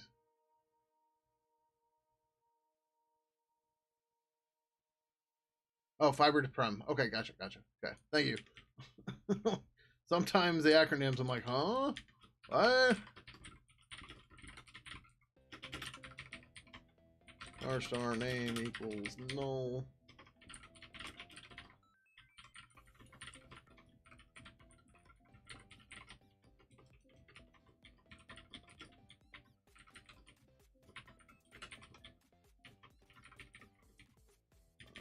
And then we also need, oh no, we don't have the list model here at all yet. G assert true. Haya is service. Fuck, it's 3:10? Jesus. Alright. I need to finish this and go to bed.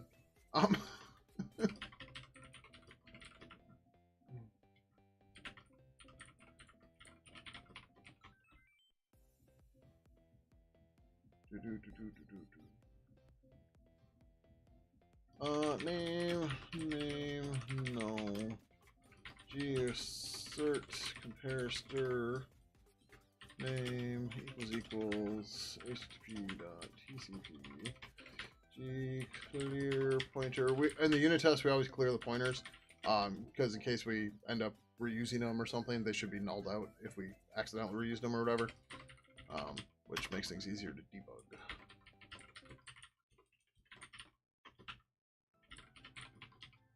And this is just basics. We'll, as we add more properties, we'll fill this out. And then make sure we make it to the end, because I was about to run it and I didn't do this part yet. There's another reason we do that.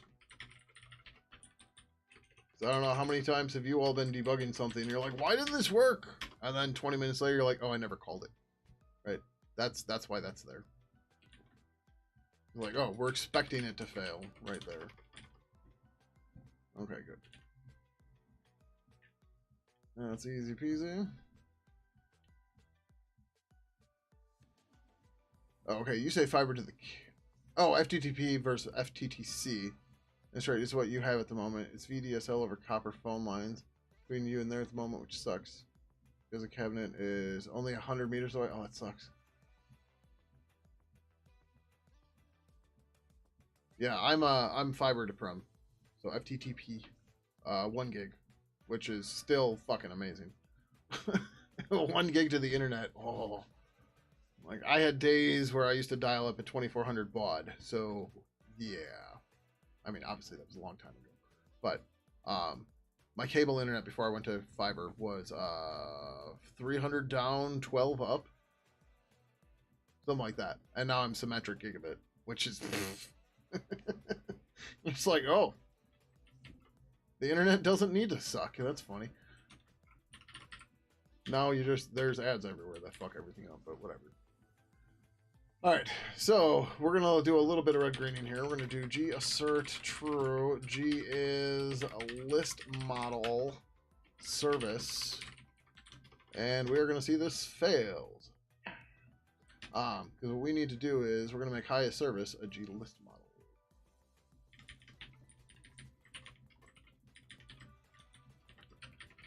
This model implementation. It's gonna be with code. And then we're going to cheat and grab this from somewhere else. I think we just did this in Ibis. Oh, I'll undo all this. Oh, we do have to fix this thing, but that's fine.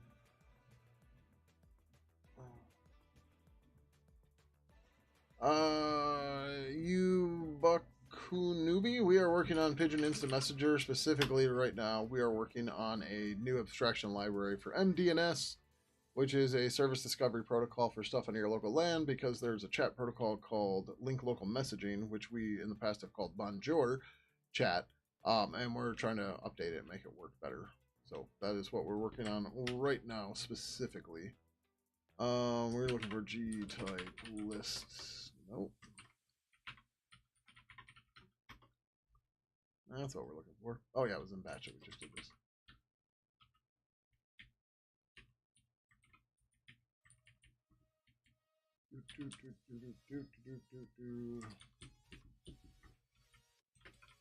Service list model on face in it.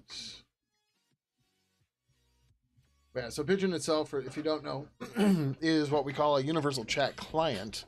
It is a client that will let you talk to any chat service you want that somebody has implemented support for. So that can be IRC, it can be Matrix, it can be Discord, it can be Slack. There's even a Microsoft Teams plugin, and so on.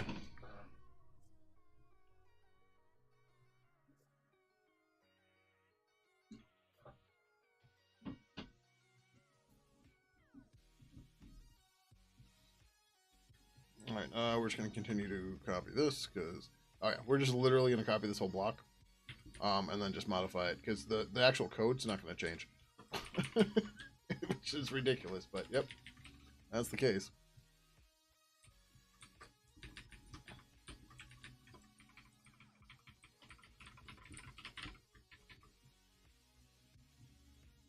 Looks fine.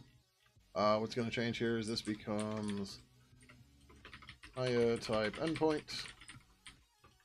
which reminds me we have to include that.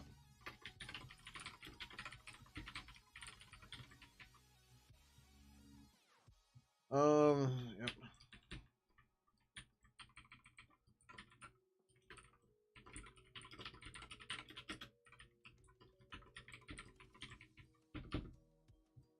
This becomes service endpoints.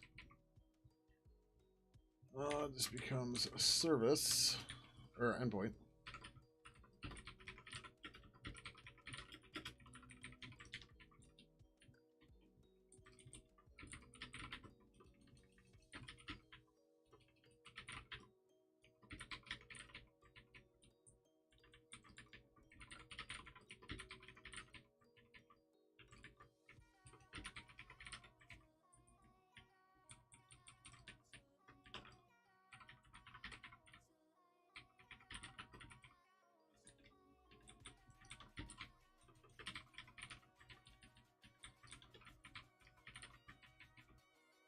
Okay, boom. Now it is a thing.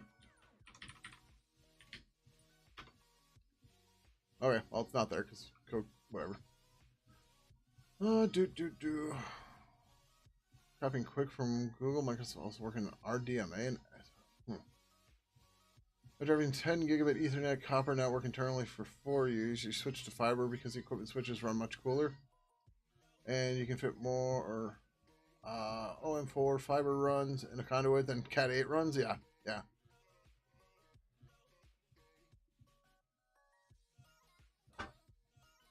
Yeah, I'm definitely interested in looking at more fiber stuff, but it's just they gotta replace everything if I'm going that route, and it's just like,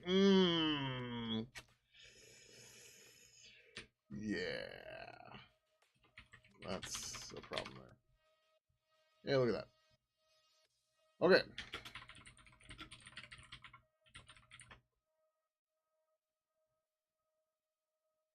Oh damn. We didn't do an endpoint equal. Technically we should have a TXT equal too. All right. Well, we'll come back to that. I'm not going to spend a whole lot of time on that right now, but so to do that, we're going to say new issue. Hiya create hiya.txt not equal. It would be useful if we could compare if txt or hiya.txt instances are equal.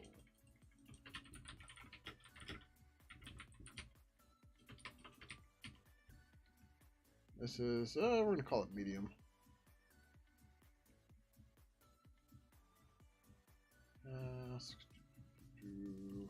No subsystem, not assigned, no scheduled version. I'm not worried about it right now. I was going to then also do...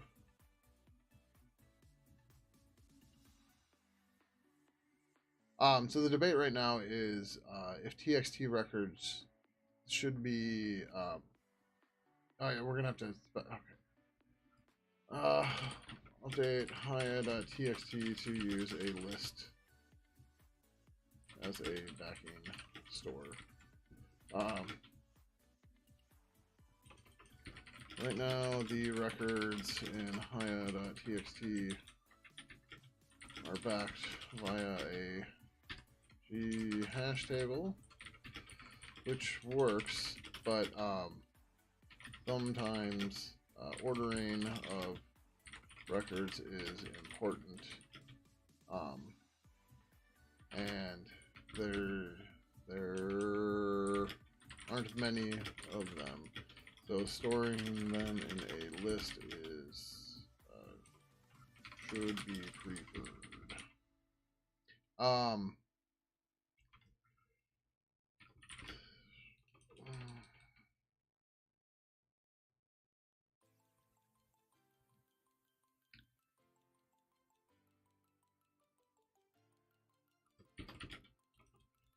To do this, we might want to create a hiya.record, which has the name and data of the object or of the record that we can then drop into a G list model.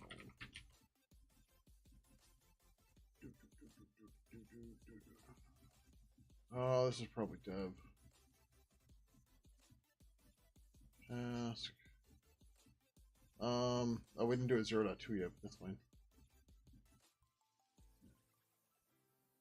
Alright,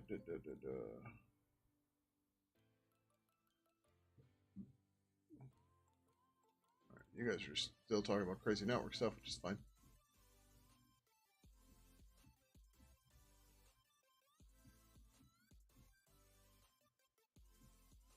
Alright, so we're gonna do that.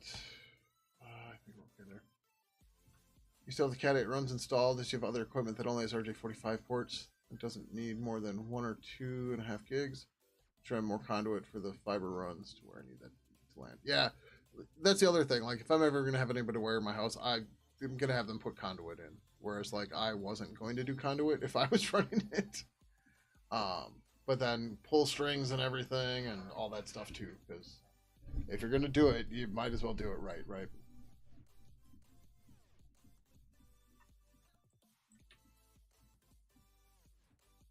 All right, back over here. Oh, if we're gonna do the record that way, we'd need record equals to. But we don't need service. Okay, whatever, it's fine. All right. So now we got that. Now we need to be able to add a service, and we're gonna make this just dumb for now, but that's okay. Void service add endpoint service star service endpoint star endpoint. Actually, we do need this over in the header file, not here.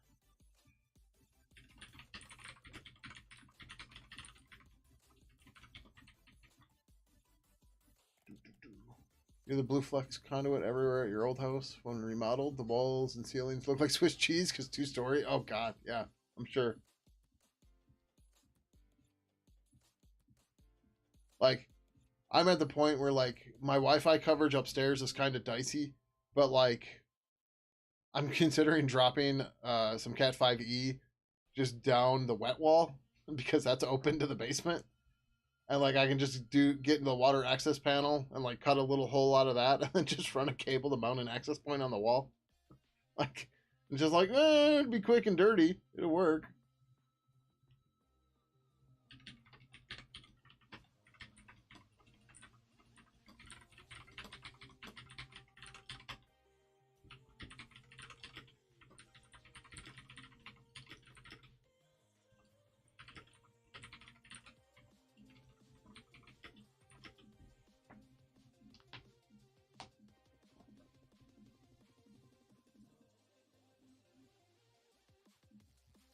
Adds an endpoint to the service.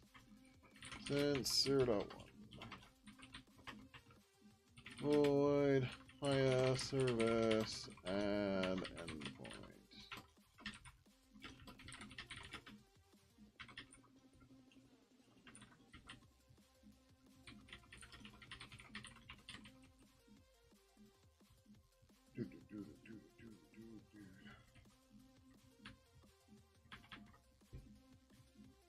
Okay, we started at endpoint, which should actually be at the top because we try to alphabetize all this shit now.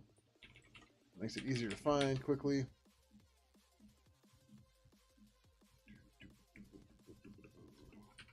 Return if fail is service. Return if fail is endpoint. G pointer array. Add. Is it add or append? I never remember. I don't need this anymore. It's right there. It is add.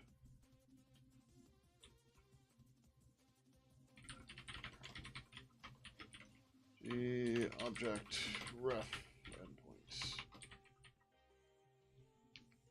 So again, we're just doing this very stupidly. We're making this work. We're not looking for dupes. We're not dealing with any of that. Most of the time, you shouldn't get it, but even then, it's fine.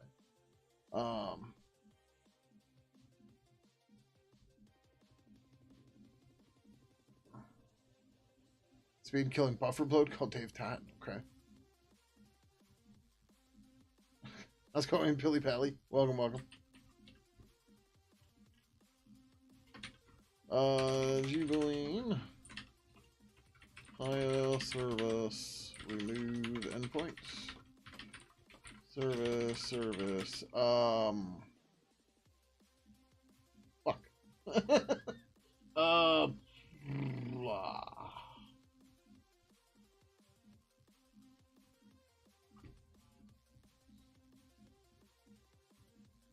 There's no way to really get rid of a service. Or get rid of an endpoint. All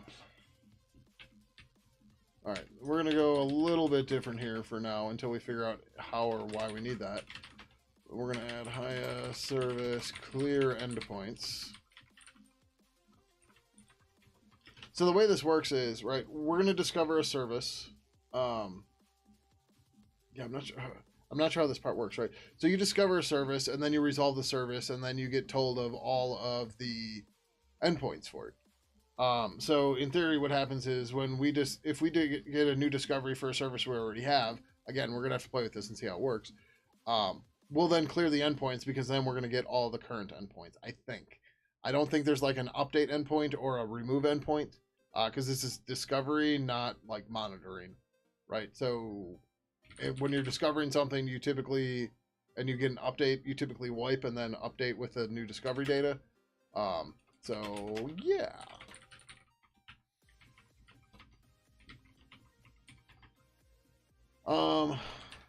G pointer array remove. Okay, we can do a remove range.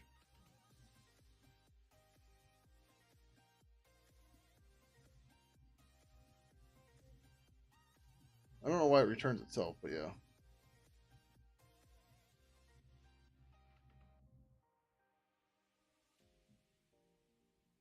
There's no clear, but that's okay.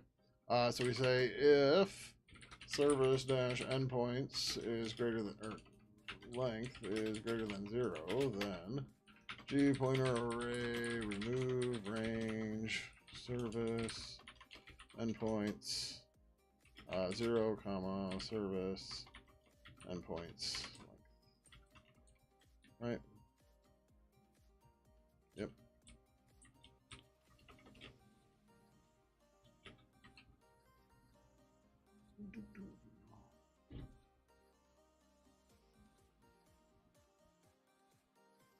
There's a measurement called Erlang? That's news to me. What the hell does it measure? Yeah. What does an Erlang measure?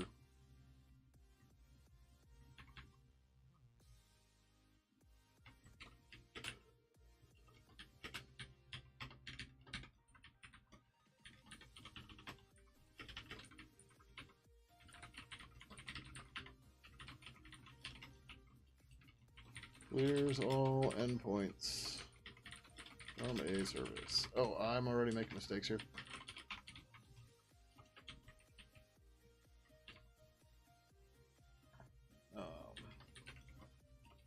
G list model items changed.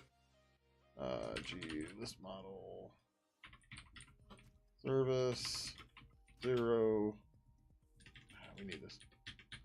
G uint n items equals 0.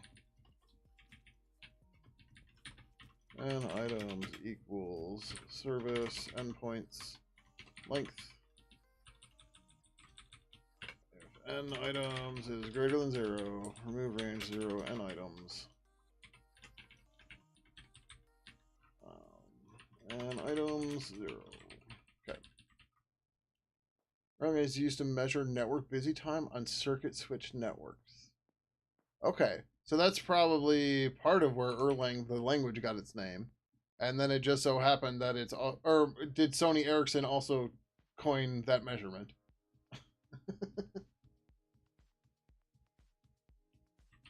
Because, you know, it being Ericsson language, or at least that's what everybody seems to think it means.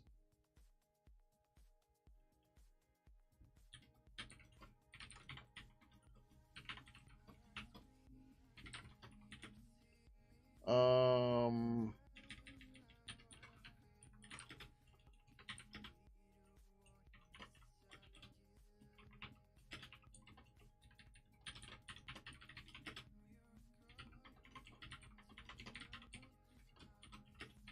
Store the length as it's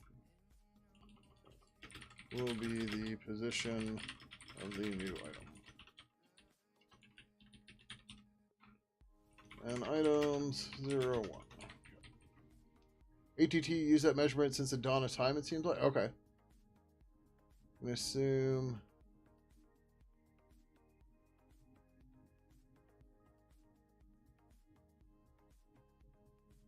Said like, okay, yeah.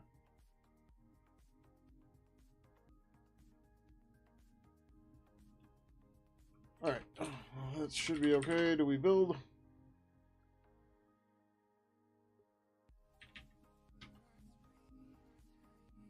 Alright, we're still good. We're gonna implement, or we're gonna add some unit tests for add and clear, and then we're gonna call this good for now. And then open a pull request.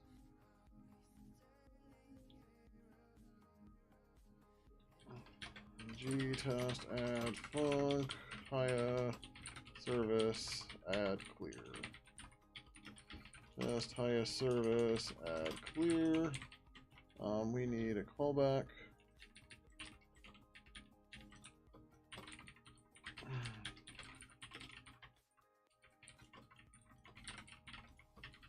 Items changed counter. List model, star model. We don't care about position here. G, can you see unused position? GUint position. G, can you see unused? GUint removed. G, can you see unused? GUint added. G pointer data. Oh, Quantum Apprentice isn't here anymore either. But this is, you know, another thing with weird stuff with pointer math. So data is just a G pointer, but we're going to say GUint 8 counter equals data, and then we're going to say star counter equals star counter plus 1. Because we could say star counter plus plus, but again, that gets confusing. People might struggle with that. Instead, we do it that way. It's much more obvious what's going on.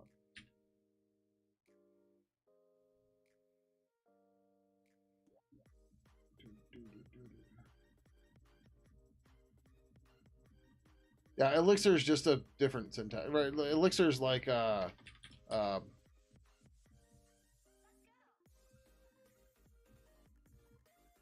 what what the hell's the other big JVM language now? That's what I'm trying to think of. It's not Swift. It's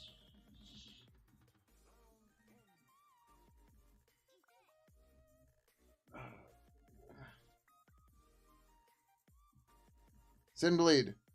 I'm using explicit type in glib. No, not Scala. It's what the JetBrains tools are in. I'm using a compatibility library for platform specific shit. I need to compile out with other compilers. So using LLVM macros doesn't help me at all. What the fuck is it? JVM languages. Kotlin. It's similar conceptually, maybe not like language specifics, but right. But like Kotlin's a big language that's a modern language that runs on the JVM. Elixir is a more modern language that runs on the Beam VM.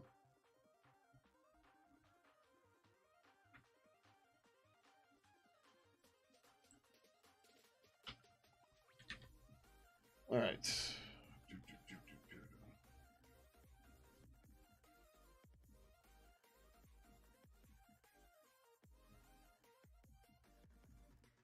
JVM for when you want to claw your eyes out. Yeah.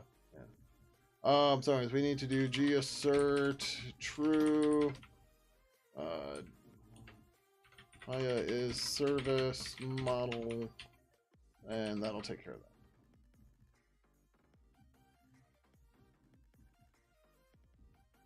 I don't know, Java, I'm not a fan of the JVM at all. Everything is just weird.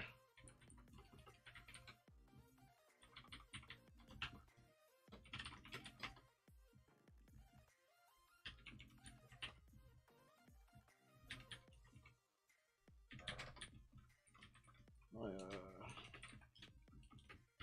endpoint, our endpoint is null. Haya service new.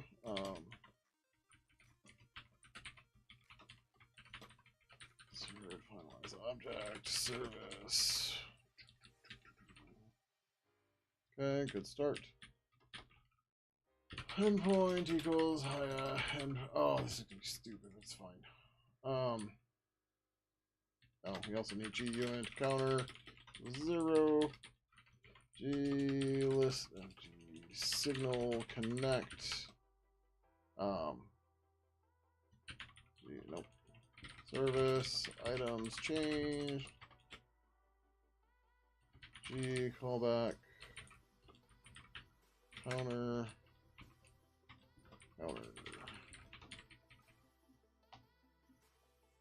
Never have to install JVM again. It would still be way too soon. Yeah. Java for when you want to get out of university and just work for U.S. government or U.S. government contractor. Yeah. Like I don't understand how Java web apps take 20 minutes to fucking start. Like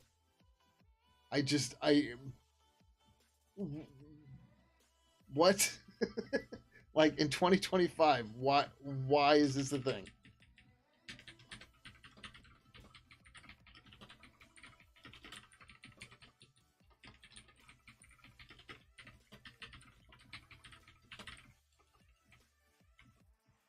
Java's just too old. Like even Kotlin based apps, it's just JVM stuff takes for fucking ever.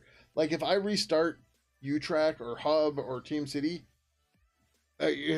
even just restart, it's like a 5-minute process to restart an application. Like what? Like what are you doing?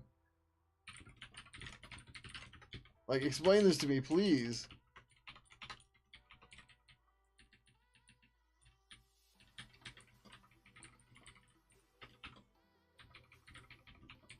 Is Orcos totally effed up JVM develop? I don't know what, like, maybe? Does Android Studio take that long too? Like, I haven't ran a desktop or like a end user facing Java application in a long time, so I can't talk to those, right? Like I don't run the JetBrains editors, I don't know, right? But like the Java side stuff or the server side Java stuff, it's just like for work we use Thingsboard everywhere, and that too, it like there's a good 5-minute startup for just a restart, and you're like, what are you doing? Like that's 5 minutes between the time the process restarts to the time that the Tomcat web server is up and running in the app, and you're just like,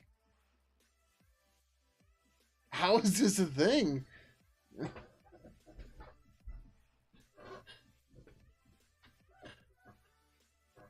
Like I don't understand. And like I said, I don't know about the end user facing stuff or the desktop application web stuff. I don't know because I haven't done any of it. But all the server side stuff is just stupidly slow.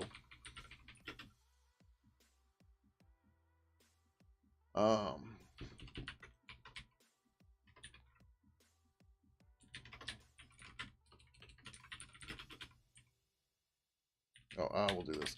G assert compare uint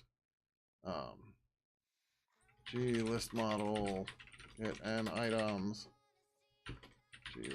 We're gonna store this as a model. Let's make it easier. G list model star model. There's no. We're gonna keep checking this, so we're just gonna do this right away. Um,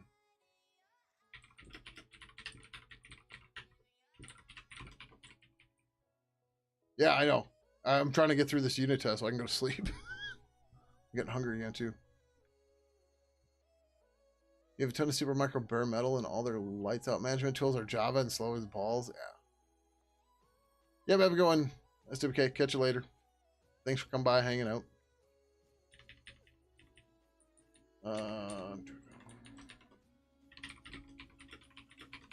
Alright, so at startup we should have 0 items. We're going to add this endpoint.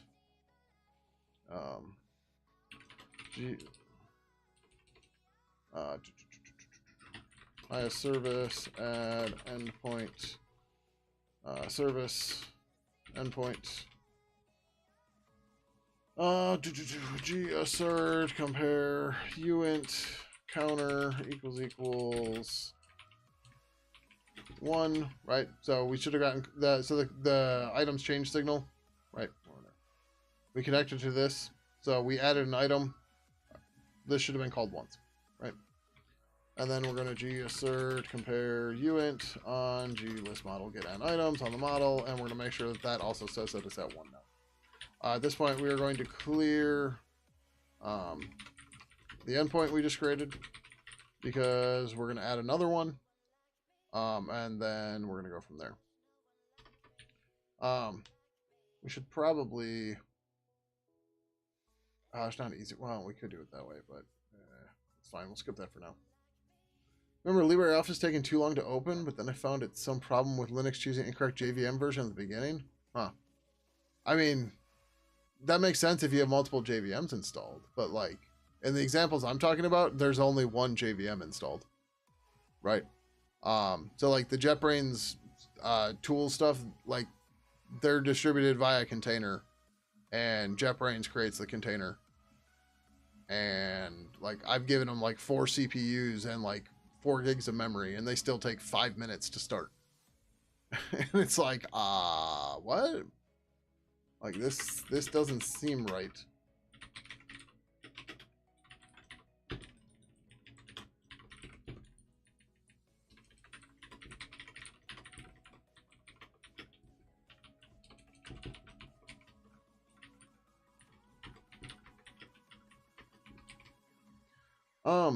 I'm wondering if we want to make this take the endpoints, so you don't have to unref it, but this is maybe fine.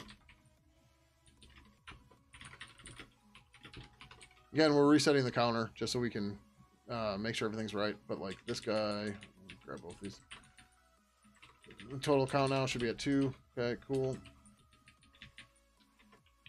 Counter equals 0.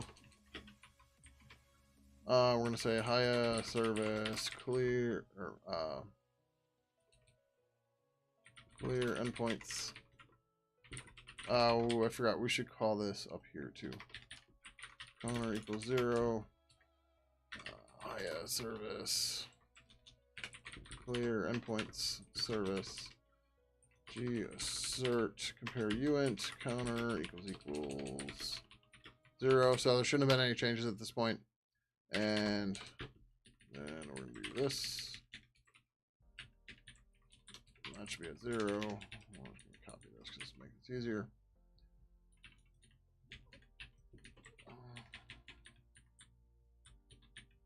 Yep. Yep. So we were at 2 items. We called clear. Oh, this should get called once. And yeah. I think we're good there. Too few arguments. What am I missing?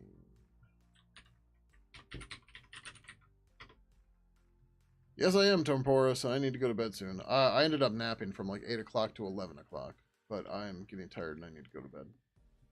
Oh, I have to give it a TXT record. My bad. I totally forgot about that. I was like, what am I missing here, man? There's no, it doesn't check the TXT record, so we're just going to cheat and use one.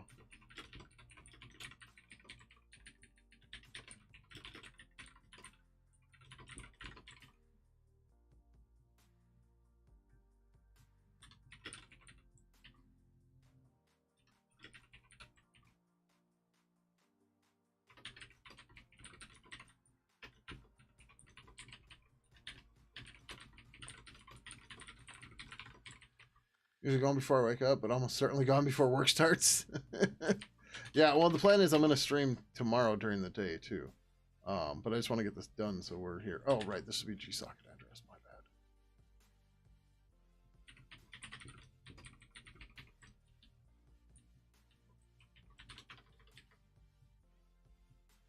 Oh, fuck. Yep. Now because of that, now I have to do Haya endpoint.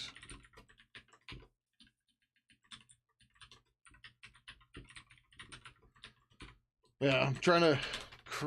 I'm in my own crunch time of trying to get a bunch of stuff in the release. Should not be reached on 126. So right now we're just trying to get the basic stuff in here for Haya. Haya is our MDNS abstraction library. My goal is to have it being able to discover stuff by Monday. I'm probably not going to stream all the work I'm going to put in on it, but that's okay. And then by Monday we can start working on publishing. And then once that's done, then we can work it into then we can do the release, and then we can start integrating it into the link local messaging protocol plugin. And then we should be able to see our presence once we get that going. We should be able to see our presence in Pidgin 2. And then we can discover Pidgin 2 from Pidgin 3 and stuff like that. So yeah. But yeah, so we built the endpoints already. We built service, or we just built service. I think this is all we need right now for service. We might need more. We might need to adjust stuff. No, so we still need to depend on Bonjour and Avahi, but the problem is how we depend on it, right? So, for example,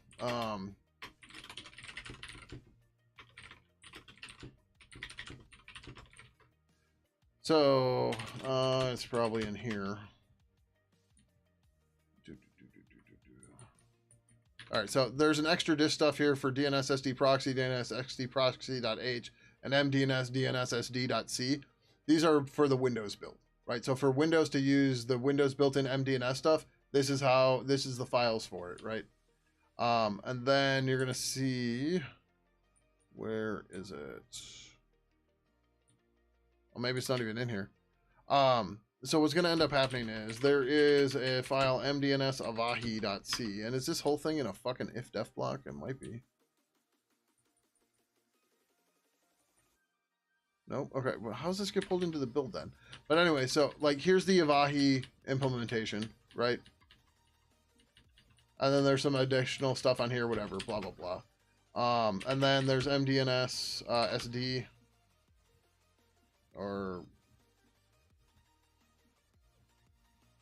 oh, it's DNS SD Pro. No, maybe that's what it is. Yeah, so this is the Windows version, right? So here's us importing all the stuff in there, right? So you guys have to have the separate code for it, but the point is we have to rebuild this abstraction library. We have to rebuild this abstraction regardless, right?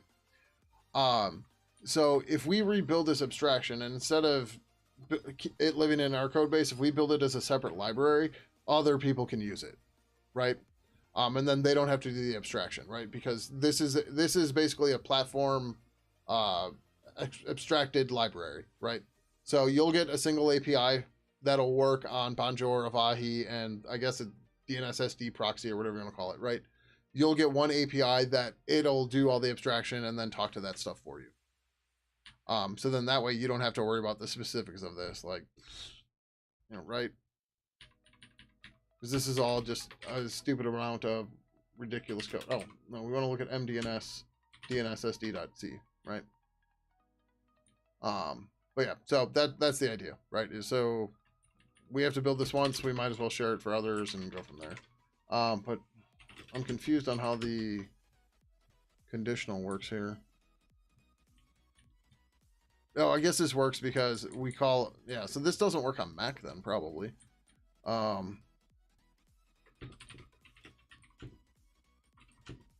maybe it does.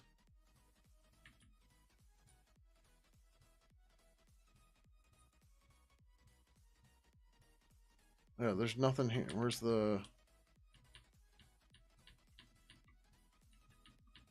browser callback? Okay, so here's our MDNS interface functions. But none of this is wrapped in preprocessor stuff. So yeah. So Avahi is an implementation of MDNS or Bonjour, right? Um, they're supposed to have a compatibility layer, but Avahi, you control all of it and you access it via dbus. And there's no dbus on Mac. Or at least not by default, right?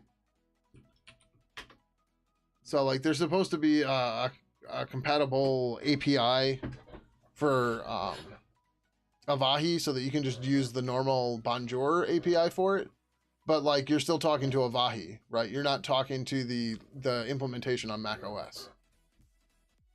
Because Avahi is an implementation of the spec, which is different than what Apple actually implemented.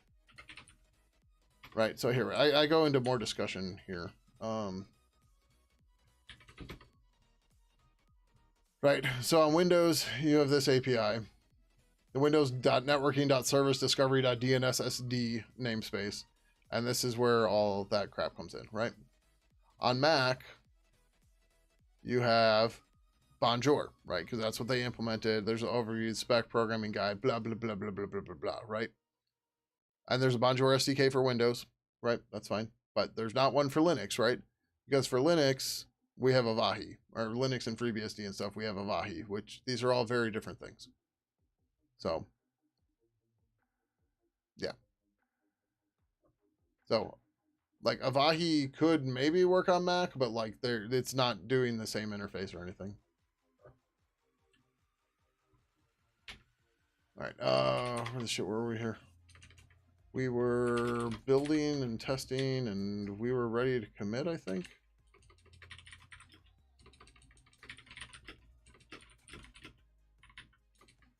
Service, wrapper, Valgrind, wrapper. I probably could just hit up a couple times. Okay, that looks good. Ninja Turtles. We'll commit to and then run the turtles again.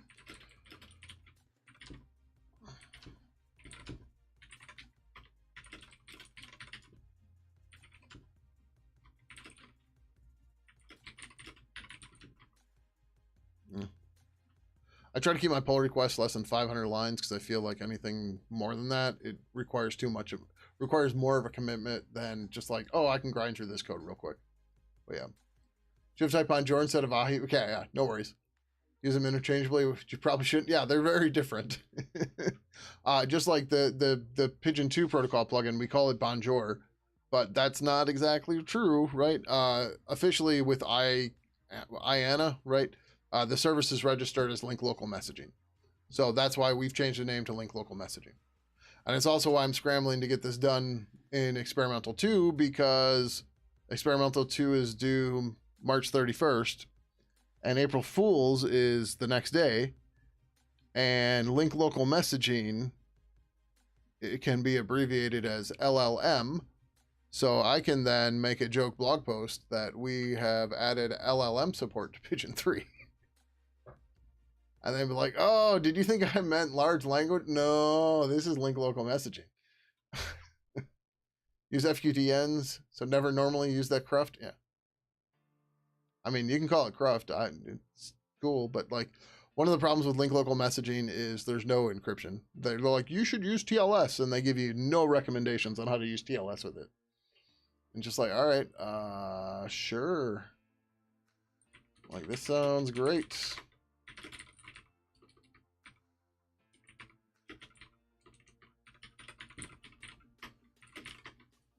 Create the basic Haya.service object. All right, so we need to depend on 3902. I think it's Haya 4.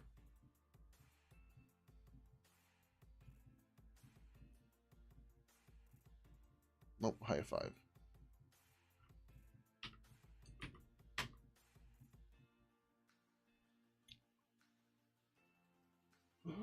But yeah, so there's still a lot of work to do here. But once we get the MD, so with Haya, we're building the basic class stuff, and then we're gonna implement Avahi, or the Avahi backend. And then obviously we'll have to go through and do the other backends. Not a big deal, but we'll have to do them. But we're only planning on having the Avahi backend for experimental too. Today needs more coffee. Yeah, that happens.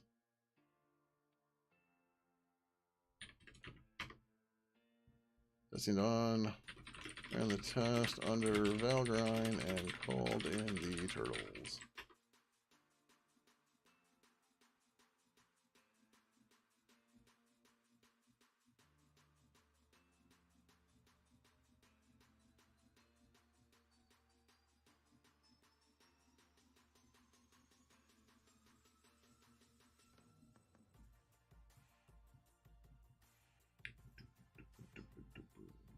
Okay, yep. I was like, I'm pretty sure I did both of those. Yeah, this is, pretty run-of-the-mill G-Object stuff. Nothing major. Basic testing, whatever. All right, cool. All right, that said, I need to get the hell out of here. Because it is now literally 4 in the morning. Oh, good.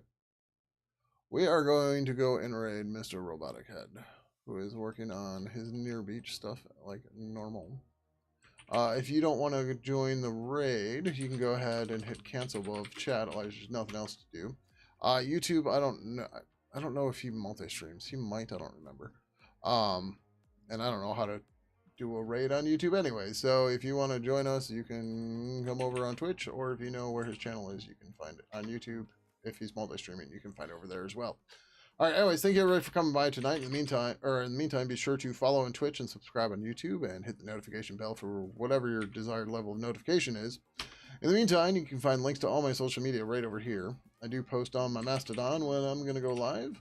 And if you would like to join us on the officially unofficial Pidgin Discord, you can find a link to that right over here as well. So thank you everybody for coming by tonight. I am trying to be on tomorrow, which is like 10 hours from now is when I'm roughly trying to be on again, which is another reason why I need to go to bed.